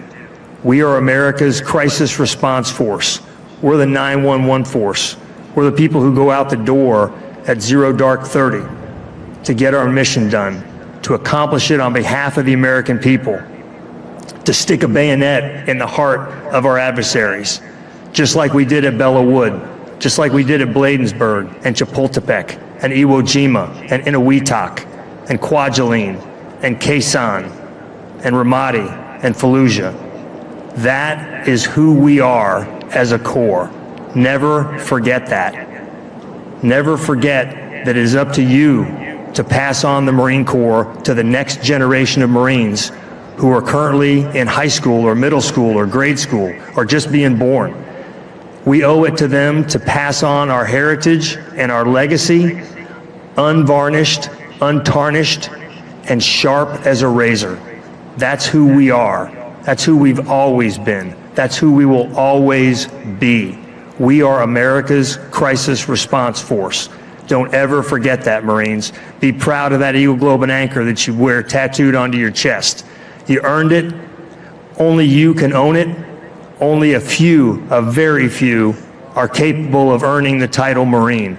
I'm proud of each and every one of you. Thanks for being here today. Thanks for stepping up to serve when so many couldn't or wouldn't. Thanks for being Marines. Hoorah, Semper Fidelis.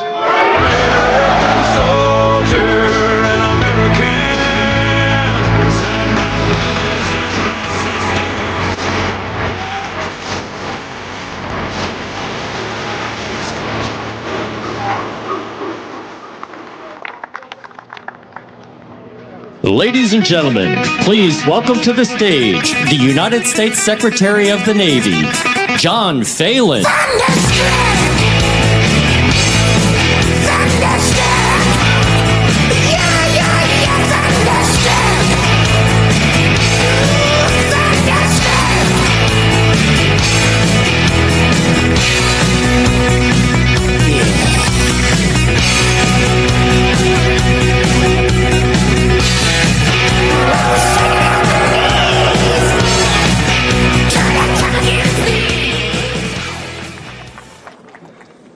Well, good afternoon, everyone.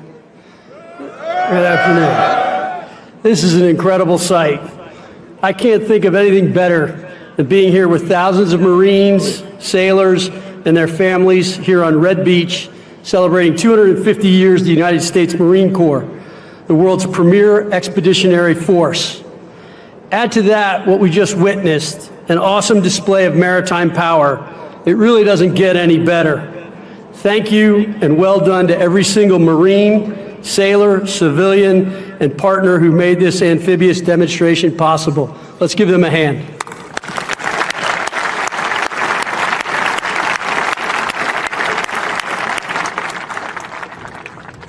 On behalf of President Trump and the Department of the Navy, I want to thank every Marine and sailor across the globe for standing in defense of our nation with honor, courage, and commitment. You carry forward a legacy that began in Tun Tavern in 1775, when a few tough men decided this nation needed a corps of warriors who would always be the first to fight. 2.5 centuries later, that decision still echoes across every battlefield and beachhead where freedom has been tested. Mr. Vice President, thank you for your faithful service and your continued leadership, proving always that once a Marine, always a Marine. Secretary of War Hegseth, thank you for your continued service and for your unwavering advocacy for our sailors and Marines. Thank you as well to the Commandant, CNO, and to our senior Navy and Marine Corps leaders. And to members of Congress, state and local leaders, and distinguished guests, thank you for joining us today and for your continuous support. It is the privilege of my lifetime to stand with you as the 79th Secretary of the Navy, celebrating 2.5 centuries of the United States Marine Corps, the world's finest fighting force. From the frozen hills of Korea to Tripoli, from Belleau Wood to Fallujah, Marines have always been raised for the hardest jobs and entrusted with the most consequential fights.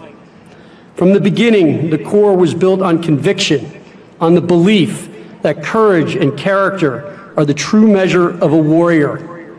As Major Doug Zembeck said, be a man of principle, fight for what you believe in, live with integrity, lead from the front, be valorous on the field of battle, and take responsibility for your actions. That is what it means to be a Marine, to live by a code that endures long after the battle ends, to serve with honor, and to stand firm when others falter. For 2.5 centuries, that spirit has carried the Marine Corps through every test and every generation, upholding a promise that when freedom is threatened, America will send its very best. And as Secretary of the Navy, I can tell you that promise is alive and strong. The Navy and Marine Corps team remains unmatched, a global force for peace through strength, ready for any challenge, anytime, anywhere. This legacy begins on the yellow footprints at Parris Island, right here in San Diego, and Quantico. That is where discipline takes root, pride is earned, and character is forged. Those qualities are why when the nation calls, Marines answer. They are why allies trust us and adversaries fear us. The line from those footprints to today's formations is unbroken. Marines carry the same courage forged at Guadalcanal, where the 1st Marine Division, hungry and exhausted, refused to quit and proved that grit and discipline win battles. When others said it could not be done, Marines said, "Watch us." Every generation of Marines has found new ways to fight and new tools to wield. Innovation is not a break from tradition, it is the continuation of it. The character of war is changing rapidly, but the character of Marines remains unshakable. The initiative, ingenuity, and grit that carried this force through every battle must drive innovation in every formation. The future belongs to those who adapt faster than the challenge before them. This is a challenge our Marine Corps and Navy team will win. Lieutenant General Victor Krulak once wrote, "Americans believe when trouble comes to our country, there will be Marines, and that when Marines go to war, they invariably turn in performance that is dramatically successful, not most of the time, but always." That trust was earned through action on every battlefield in every era by Marines who proved that excellence is not a slogan, but a standard. That conviction has carried Marines through 250 years of hardship and victory. And what we have seen here today proves it still burns bright. The Corps continues to deliver on its promise to the American people, standing as both the ideal and the standard to which the next generations of Americans can aspire. Because when it matters most, it is not technology or equipment that wins the day, but the dependability, decisiveness, and character of the Marine or sailor who wields it. One of our greatest weapons has always been and will always be the United States Marine. As we celebrate 250 years of the United States Marine Corps, we look forward as much as we look back.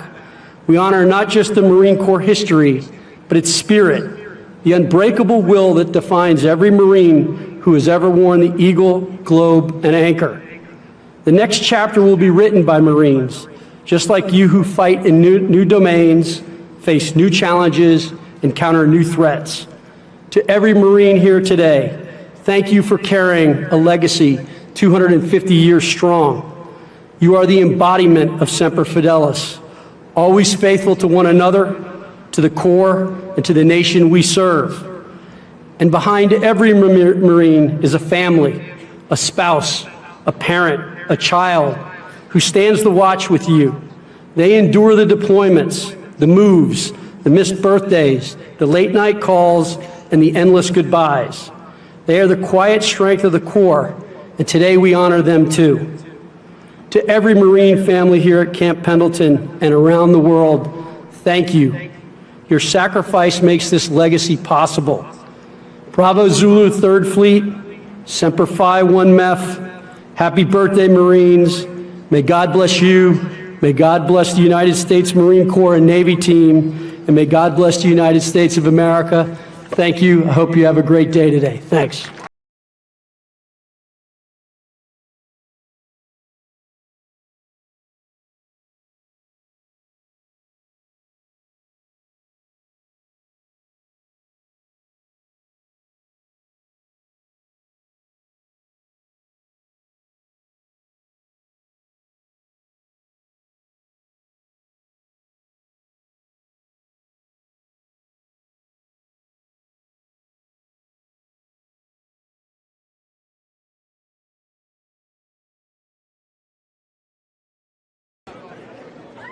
Ladies and gentlemen, please welcome to the stage the United States Secretary of War, Pete Hegseth.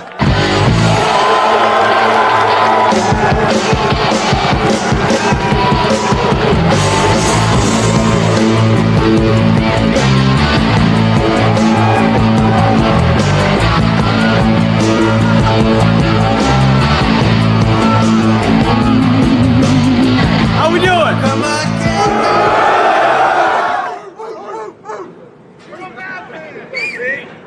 Hoorah, Marines! Man, that is beautiful.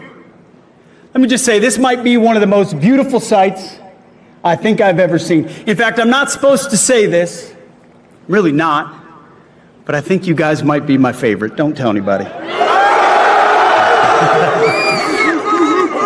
Marines, it's great to see you. It's an honor to be here. Chief, Commandant, Secretary of the Navy, thank you. It's an honor to be at Camp Pendleton.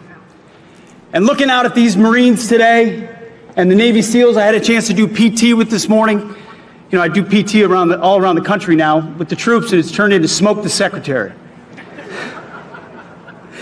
It's clear to me why President Trump says all the time we're the strongest, most powerful, most lethal, and most prepared military on the planet. Because you are that strength. You are that power. You are that lethality. And you are prepared. And President Trump's going to make sure it stays that way. Being here with you is the perfect way to mark 250 years of the beautiful and beloved United States Marine Corps.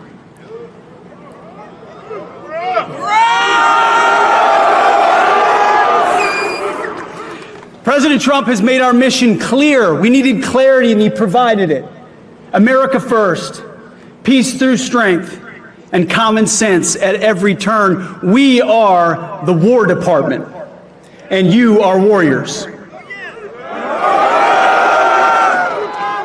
The Marine Corps embodies the warrior ethos. You see, when other parts of the department wavered in years past, not anymore, in years past, the Marine Corps stood strong. When other parts of the department wanted to go woke, the Marine Corps stood strong. When other parts of the department wanted to lower standards, the Marine Corps stood strong. You, ladies and gentlemen, are the backbone of the United States military. You always have been, and that's why we're proud to honor you today. 250 years ago, Major Samuel Nichols formed the Continental Marines. The next year, the Marines won the Battle of Nassau, capturing 2 forts from the Brits. Since that day, the very mention of the Marine Corps stirred panic in the hearts of our enemies. From the halls of Montezuma to the shores of Tripoli, Marines have been the tip of the spear of our armed forces and the vanguard of the fight for freedom. Just as they are right now in the Caribbean. Let's hope the wrong people don't FAFO around there. In the most critical battles our nation has ever faced, it is often Marines, forged by unique traditions and tough as nails training, who land first. And they volunteer to put themselves in harm's way. Thanks to the blood and sweat of men who came before you, every American knows the truth of the phrase. It's not just a phrase, it's a way of life for all of you. Semper Fidelis, always faithful. You see, because I look out at this crowd, I see a lot of different types of faces. The truth is, your diversity is not your strength. It never has been. Your strength is in your unity of purpose. It's in your shared mission. It's in your oath to the Constitution. It's the bond that turns individuals into single-minded fighting units. You see, you are set apart. You're not civilians. You're devil dogs, leathernecks, United States Marines. Hoorah! You are set apart for a distinct purpose. You kill bad guys and break things for a living.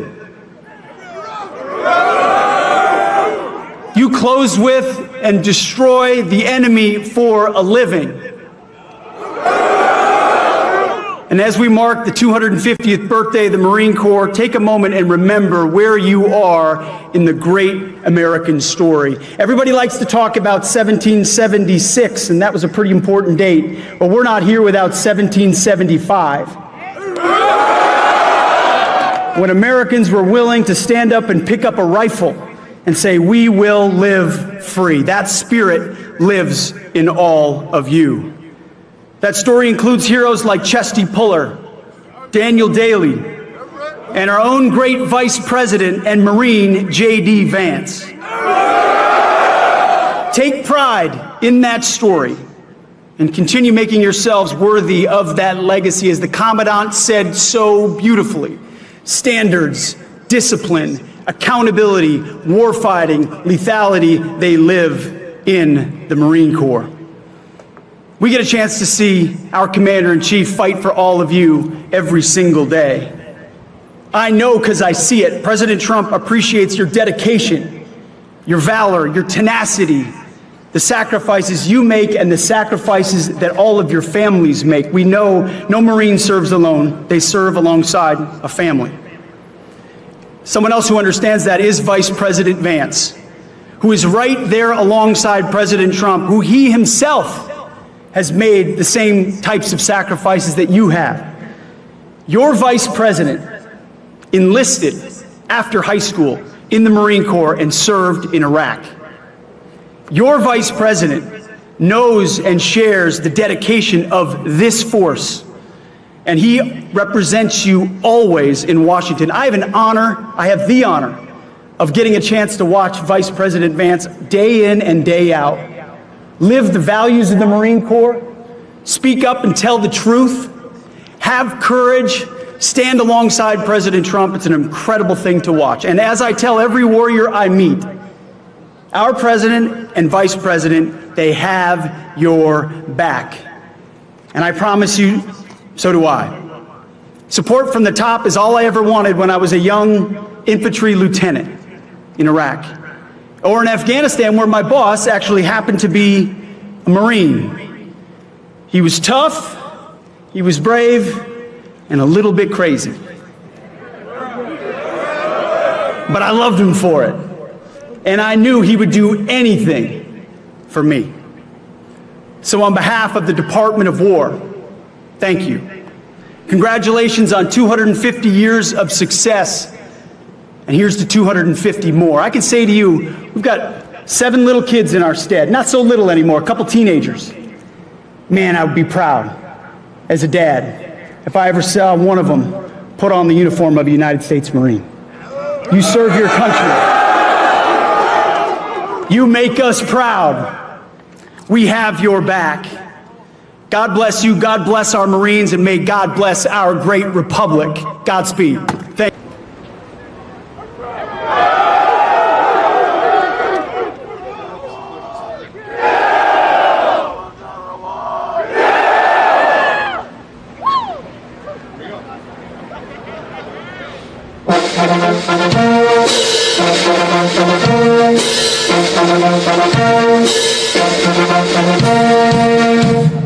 Ladies and gentlemen, please welcome the Vice President of the United States of America, JD Vance.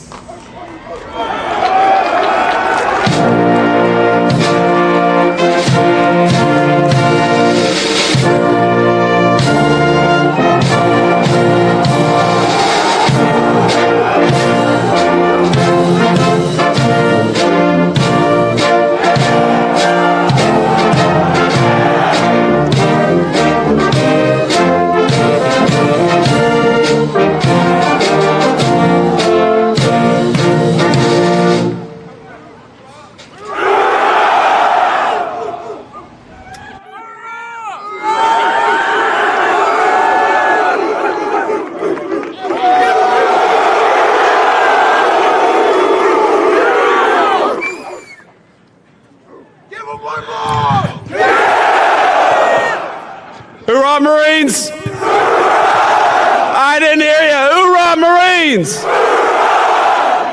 God bless you, Marines. God bless you, Camp Pendleton. It is so much fun and such an honor to be out here to celebrate 250 years of United States Marines. Now, I gotta say, first of all, thank you to so many of the fine people who are here today who make this incredible event happen and who every day make our military the finest fighting force anywhere in the world. First of all, our great Secretary of War, Pete Hegseth, who gave a hell of a speech, if I might say so. Pete, where are you at?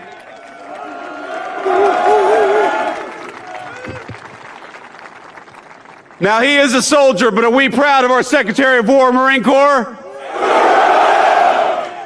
Now, I will say, I was talking to Pete about this speech and thinking about what I said, and I realized that over my 4 years in the United States Marine Corps, I probably learned about 100 jokes about United States Marines. And every single one of them, Marines, would mean the end of my political career if I told it up here today. I sent a few of them last night to my communications staff and I said, can I tell this one? And they said, please no, sir. Please, please do not tell that one. We're also happy to be joined by our great Secretary of the Navy, John Phelan. John, thank you so much for your leadership and service.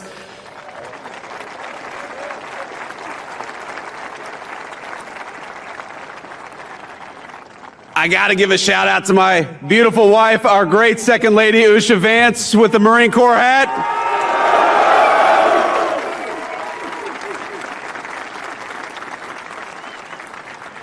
You know, I've been asked many times, why did I want to run for and become Vice President of the United States? And there's a lot of answers, of course, to that question. I wanted to serve our wonderful Commander-in-Chief, President Donald J. Trump, and I know we're proud of him. And of course, I wanted to serve the American people and make their lives better, but really, deep down, I wanted the Commandant of the Marine Corps to have to salute a member of the E4 Mafia, and now he has to.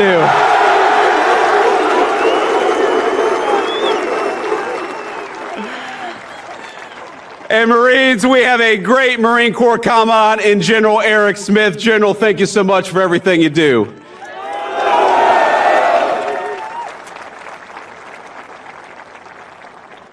We got General Daniel Taylor. Where is General Daniel Taylor? Apparently he was sick today. We have got Admiral Gavin Duff here. Admiral, thank you for your service, sir.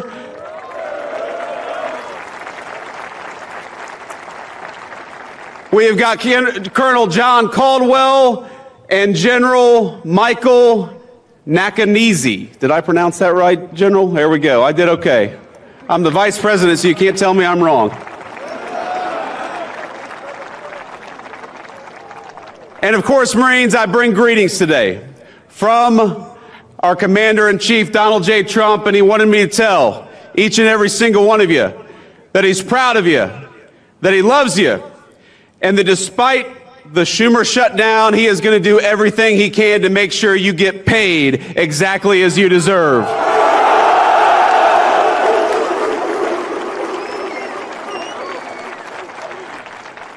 Now, I know we're here to talk about the Marine Corps, but I got to get just a little political because congressional Democrats seem to want to keep the government shut down, even though it would mean that a lot of you would not get your paycheck. But as I told the president just a couple of days ago, I said, sir, we have got to figure out how to pay these Marines, both for their sake, but also, of course, because if we don't pay our enlisted Marines, every bar in Southern California is going to go out of business, and we don't want that.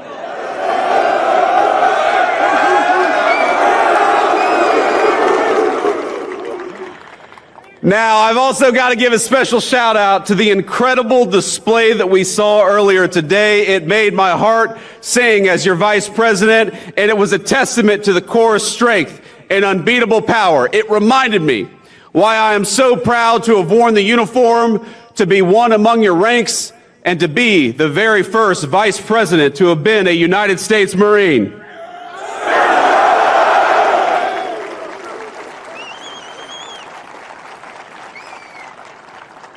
Now, for us East Coast Marines, Camp Pendleton has always had a special place in our imagination. We heard the stories of the back-breaking hikes you all had to do, the West Coast Marines had to do in Camp Pendleton. You know it? Us East Coast Marines, we had the sand fleas and you all had the hills. I don't know which was worse.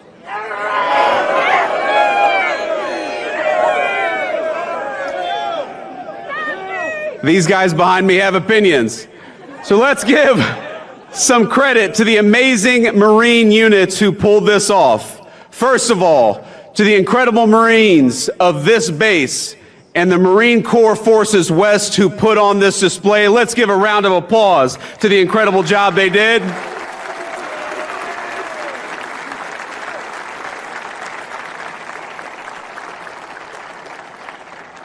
And I want to talk about some of those units because you all made me so proud. I know we must have some Marines from the 1st Marine Division. Where are you? You all did a hell of a job. How about the Marines from the 3rd Marine Air Wing? I know we have some Marines from the 1st Marine Logistics Group, the lifeblood of the fight. Where are you all at? We've also got Marines from the 1st Meth Information Group, the brain of the fight. Where are you all at? And we've also got, of course, men and women from Marine Corps Installations West, the folks who keep the home front. Where are you, Marine Corps Installations West? There we go. Now, I know you all know we cannot leave out our brothers and sisters of the sea, so we're proud to have all the sailors of the Navy's 3rd Fleet here to celebrate 250 years of Marines. Thank you.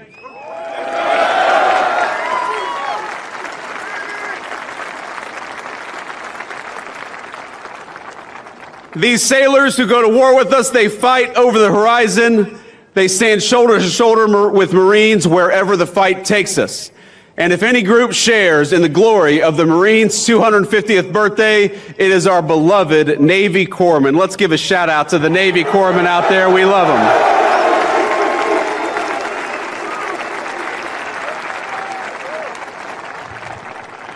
And I know every Marine has had the story of walking into a corpsman's office, barely alive, suffering the most severe illness you've suffered in your entire life, and they'll say, just go home, hydrate, and take 2 Motrin, and it'll work out just fine. So thank you to the corpsmen for taking care of us, but also toughening us up.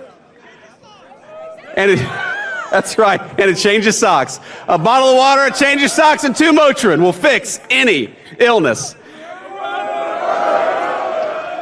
So we are grateful, Marines, to be graced with the presence of some very special guests, people whose very lives contribute to the incredible Marine Corps legacy.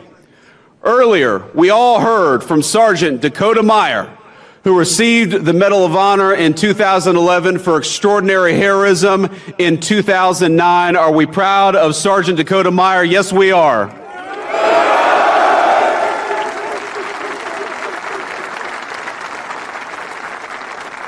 And despite the constant rain of enemy fire, then Corporal Meyer made multiple runs across an ambush zone that day, saving the lives of 36 American and Afghan troops. Dakota Meyer, we love you. We're proud of you. You're the very best of the Marine Corps and the very best of this country.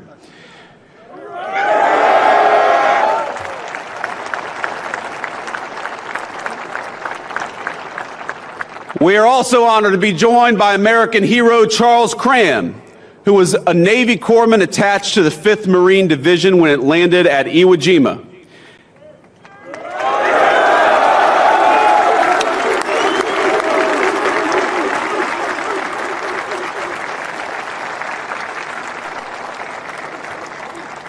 Now, as part of that force, this American hero watched the Stars and Stripes raised over Mount Suribachi before being wounded on the 7th day of battle while tending to a Marine. For his valor, he was awarded the Silver Star, the Bronze Star, and the Purple Heart. Sir, we love you. Thank you for your service.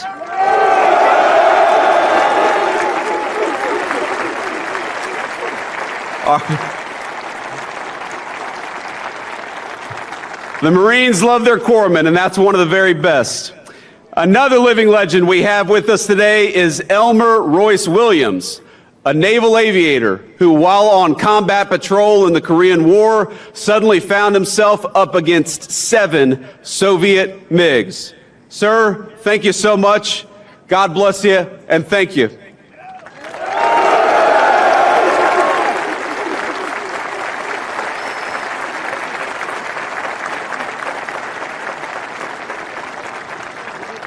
Now we're going to let the brave lieutenant take a seat, but I got to talk a little bit about him. I got to brag on him. Because despite the odds, Lieutenant Williams took down 4 of them in a single 35-minute dogfight, the longest dogfight in naval history, a record I believe that still stands to this day. Hoorah!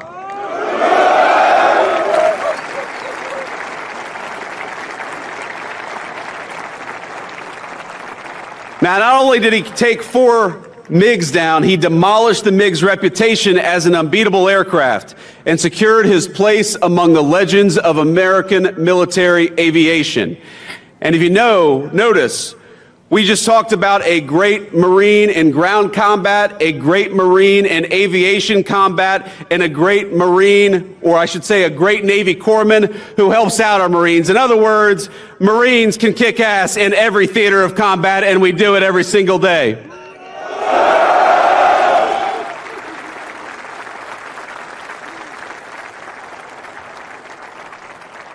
And I finally got to give a shout out to my dear friend, recently retired Master Sergeant Charles McKelvey. Chase, where you at, man? Love you. Oh, he's got a beard already. Look at that. He's been out of the Marine Corps for 3 months. He's already got a beard longer than what I got. Now, Master Sergeant McKelvey and I served together at Cherry Point when we were both very young Marines, and we've been good friends ever since. I call him Chase. Other Marines will tell you Chase is an extraordinary person, the smartest, kindest Marine you'll ever meet, and those are descriptions I can personally attest to.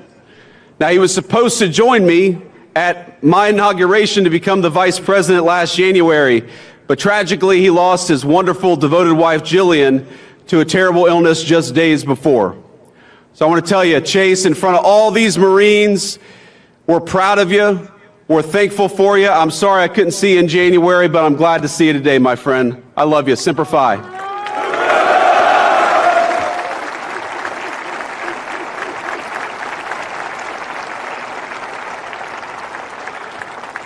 And finally, we are grateful to have all of you, whatever your rank, whatever your station in the Marine Corps, here at Camp Pendleton to commemorate this incredible 250th anniversary of our beloved Marine Corps. From these mountains and this water, Marines have deployed to every major fight of the last century, from island hopping across the Pacific to Vietnam's Hue City to Kuwait to Helmand and beyond. And standing here, you can feel the weight of that history. The generations upon generations of Americans who cut their teeth at this base before boarding ships and carrying the American flag into battle. But that's exactly what Marines do. For 2.5 centuries now, this beloved Corps has served as our nation's sharp edge, always forward deployed, always ready, and always faithful. My service in the Marine Corps was a huge part of my life. I would not be here today. I would not be the Vice President of the United States. I would not be the man I am today were it not for those 4 years that I served in the Marine Corps. Now, before I was enlisted, I was pretty terrified about the prospect of becoming a Marine. I'm sure that a lot of you can share that. I remember I had nightmares before I went to boot camp of drill instructors yelling at me, of being away from my family, of being constantly stretched well beyond my own physical limits. It's daunting stuff, as all of you know. And as anyone who survived boot camp can tell you, it's all real. But my cousin Rachel, in particular, one last shout out to a former Marine. In particular, she pushed me to do it. A veteran of the Corps herself, she got it. She understood what joining does for a young man or a young woman. So she pushed me to go and talk to a recruiter, which I did, and I will never forget that conversation. Because at no point did he try to sell me on the United States Marine Corps. He warned me, said, "You don't enlist in the Marine Corps to make money." And you all know that's exactly right. He said, "You might even go to war." This was back in 2003, right after we invaded Iraq. But what he did tell me is that enlisting in the Marines would teach me many things, including discipline and the virtue of leadership. And that was appealing to me, and I know it's appealing to Marines today and for every year of our 250-year history. Hoorah! But over the days that followed, what further dawned on me was that I needed to do this not just for me, but for the nation. My country needed me just as sure as the country needs each and every one of you today. The September 11th attacks had occurred barely a year earlier. And as I weighed what enlisting would mean, the crisis in Iraq was becoming a full-out war. So I made the call. As an 18-year-old senior in the state of Ohio, it was one of the first times in my life that I recall feeling like the country actually needed me. And when I realized I had a responsibility to something so much greater than myself or even my family, and I had an obligation to act on that feeling of duty. And I know that's something that animates every single one of you, whether you're a private or a general. That spirit of service has been the spirit of the Marine Corps for 2.5 centuries. So I just wanted to say, from the bottom of my heart, from one Marine to another, from the Vice President of the United States to the whole Marine Corps, thank you for your service. We are proud of you and proud of your service.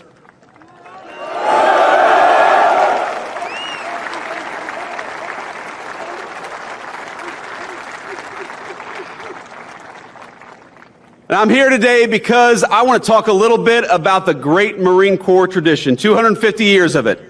I want to talk about the tradition that all of us standing under this bright California sun, and man, it is bright, we all chose, however many years ago, to adopt that Marine Corps tradition as our own. A tradition in that just 3 short weeks will reach its 250th year. Now, as many of you in this audience know, the Corps found its origins in the autumn of 1775. And a venue may be familiar to you, a bar in Philadelphia called Tun Tavern. The very first bar in the United States of America that would come to regret serving United States Marines. So here we are in Tun Tavern almost 250 years ago. And what we did in that moment was we answered the call of service. Because even before we had a Declaration of Independence, the Continental Congress organized an army and a navy to fight the British, but they recognized they needed something a little bit extra. They needed a force that could fight just as comfortably on land as it could on sea, that was able to move fast, strike hard, and hold its ground. So on November 10th, 1775, Congress resolved to raise 2 battalions of Continental Marines. Captain Samuel Nicholas established that first recruitment drive at Tun Tavern in Philadelphia in search of a few good men. He was seeking young, able-bodied citizens, men who relished the opportunity to fight tyrants, yes, but more importantly, who were eager to answer that first call of duty of a young nation. Just a few months later, Captain Nicholas was personally leading those Marines in a daring raid on New Providence, receiving British forts and supplies in the Bahamas. And 2 short years later, the Marines joined forces with the legendary John Paul Jones, the father of the American Navy, beginning a great tradition that has survived the entire term of our Marine Corps, that when the Marines and the Navy go to war together, they always fight well and they always win.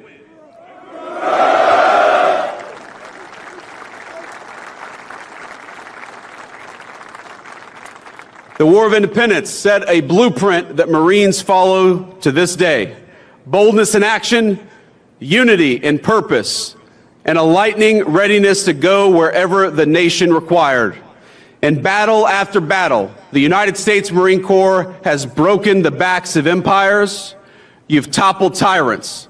You've hanged pirates and hunted down America's foes across the 7 seas. And Pete, turns out we're hunting some pirates today, aren't we?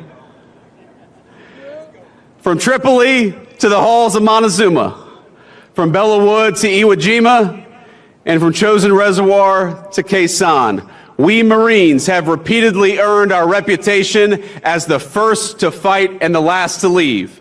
And as all of you know, that legacy only grew stronger after 9/11. Within weeks after the attack, the 15th Marine Expeditionary Unit, the 15th MEU, already forward deployed on September the 11th, helped launch the most ambitious amphibious assault in the history of the United States of America. And that's just how Marines are wired. No matter where, no matter when, the Corps will always uphold its reputation for discipline and for unshakable focus. Now, I always think back to what Army Major General Frank Lowe had to say this about the Corps in 1952. The safest place in Korea was right behind a platoon of Marines. Lord, how they could fight, and what a great testament to the United States Marine Corps.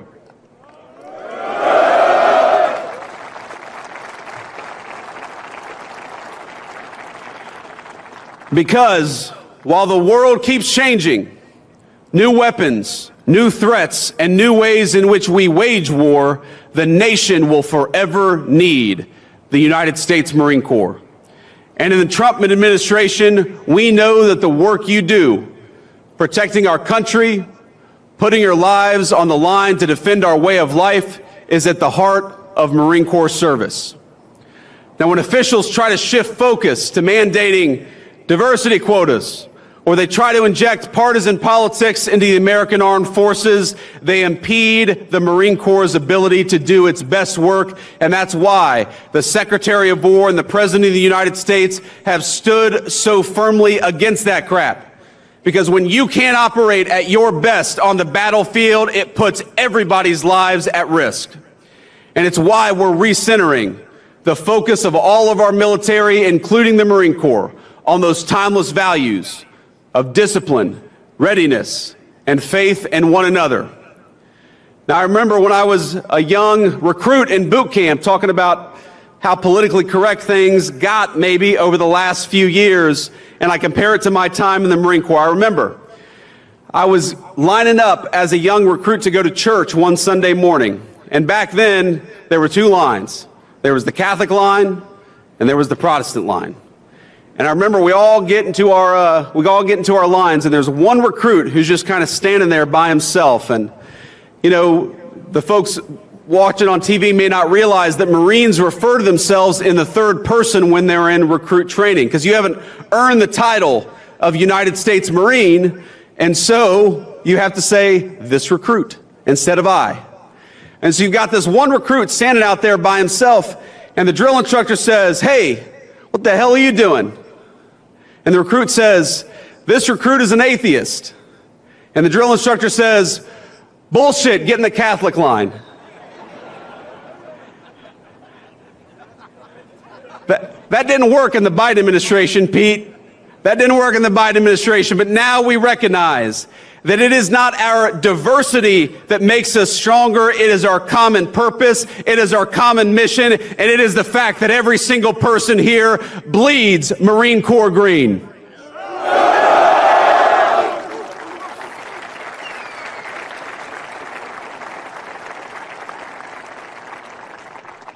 And I think that all of you should realize that from the President of the United States on down, this government is proud of you.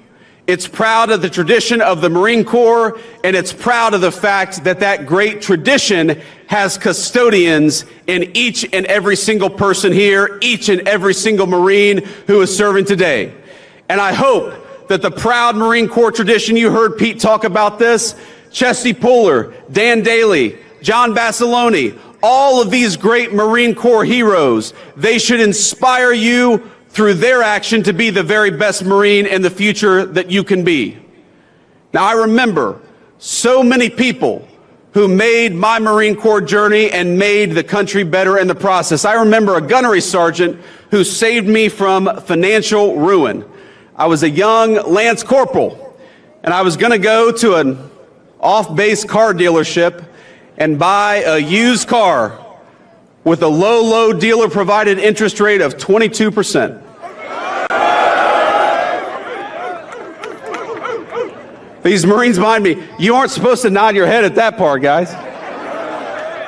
No 22% interest rate. So I had a gunny who was like, look, stop being a dipshit and go to Navy Federal Credit Union, get a better interest rate, and then go and buy a car. And that's exactly what I did.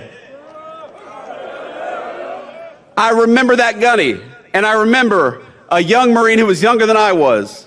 Chase knows who I'm talking about. A Puerto Rican Marine who grew up in New York City. You too, huh? A man I thought I had nothing in common with, but who I learned bled Marine Corps green just like I did, and who came to my inauguration as Vice President of the United States. I remember a Marine I served with, a guy whose political beliefs you might call far left, but despite the craziness of our politics today, remains one of my best friends and is a man I would trust with my life. I remember the Marines raising the flag over Iwo Jima, etching in American memory the importance of respecting and honoring our beautiful national symbol. I remember all my friends from the Marines, men and women, some of whom retired and some of whom made the Marine Corps proud in the civilian world. I remember General Chuck Krulak, who I met at my cousin's boot camp graduation. He was the 31st Commandant of the Marine Corps, and I was probably 14 years old, and I was taller than he was. But he was tough as nails. I met him as Vice President, by the way, just a few months ago. He's still very short, and he's still tough as nails, and he still loves the Marine Corps as much as he did on his first day of service. Now, he had a phrase, I'm sure you guys have heard it. He said that the most important thing the Marine Corps does for this nation is to win battles and to make United States Marines. Today, we remember a fallen Marine from the 3rd Marine Air Wing who died not far from here on a training mission. He died so recently, as a matter of fact, I can't even say his name publicly, but I want all of us to know and send a message to his family that we remember them and we know that his Marine Corps service was not in vain. Let's give a new hoorah for that fallen Marine.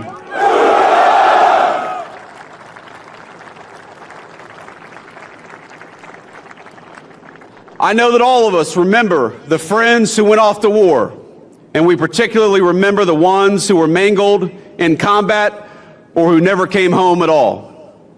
Every single one of you has memories like this. Every single one of you is lucky enough to have friends like mine. Within each of you is your own Marine Corps legacy burning every single day. And because of that, every one of our fellow Marines lives on. As Gunnery Sergeant Hartman in Full Metal Jacket, we like Full Metal Jacket, Marines? He said, but the Marine Corps lives on forever, and that means you live forever. Our motto, Marines, is Semper Fidelis, which means in Latin, always faithful. Though the shape of the battlefield will change, our nation will be just fine, so long as fellow Marines just like you remain faithful to that great Marine Corps legacy. My fellow Marines, you have the watch now. You honor that legacy by how you carry yourself in public. You honor it by how you treat your friends and family. You honor it by how you contribute to your communities, and most importantly, you honor it in how you fight and win the nation's battles.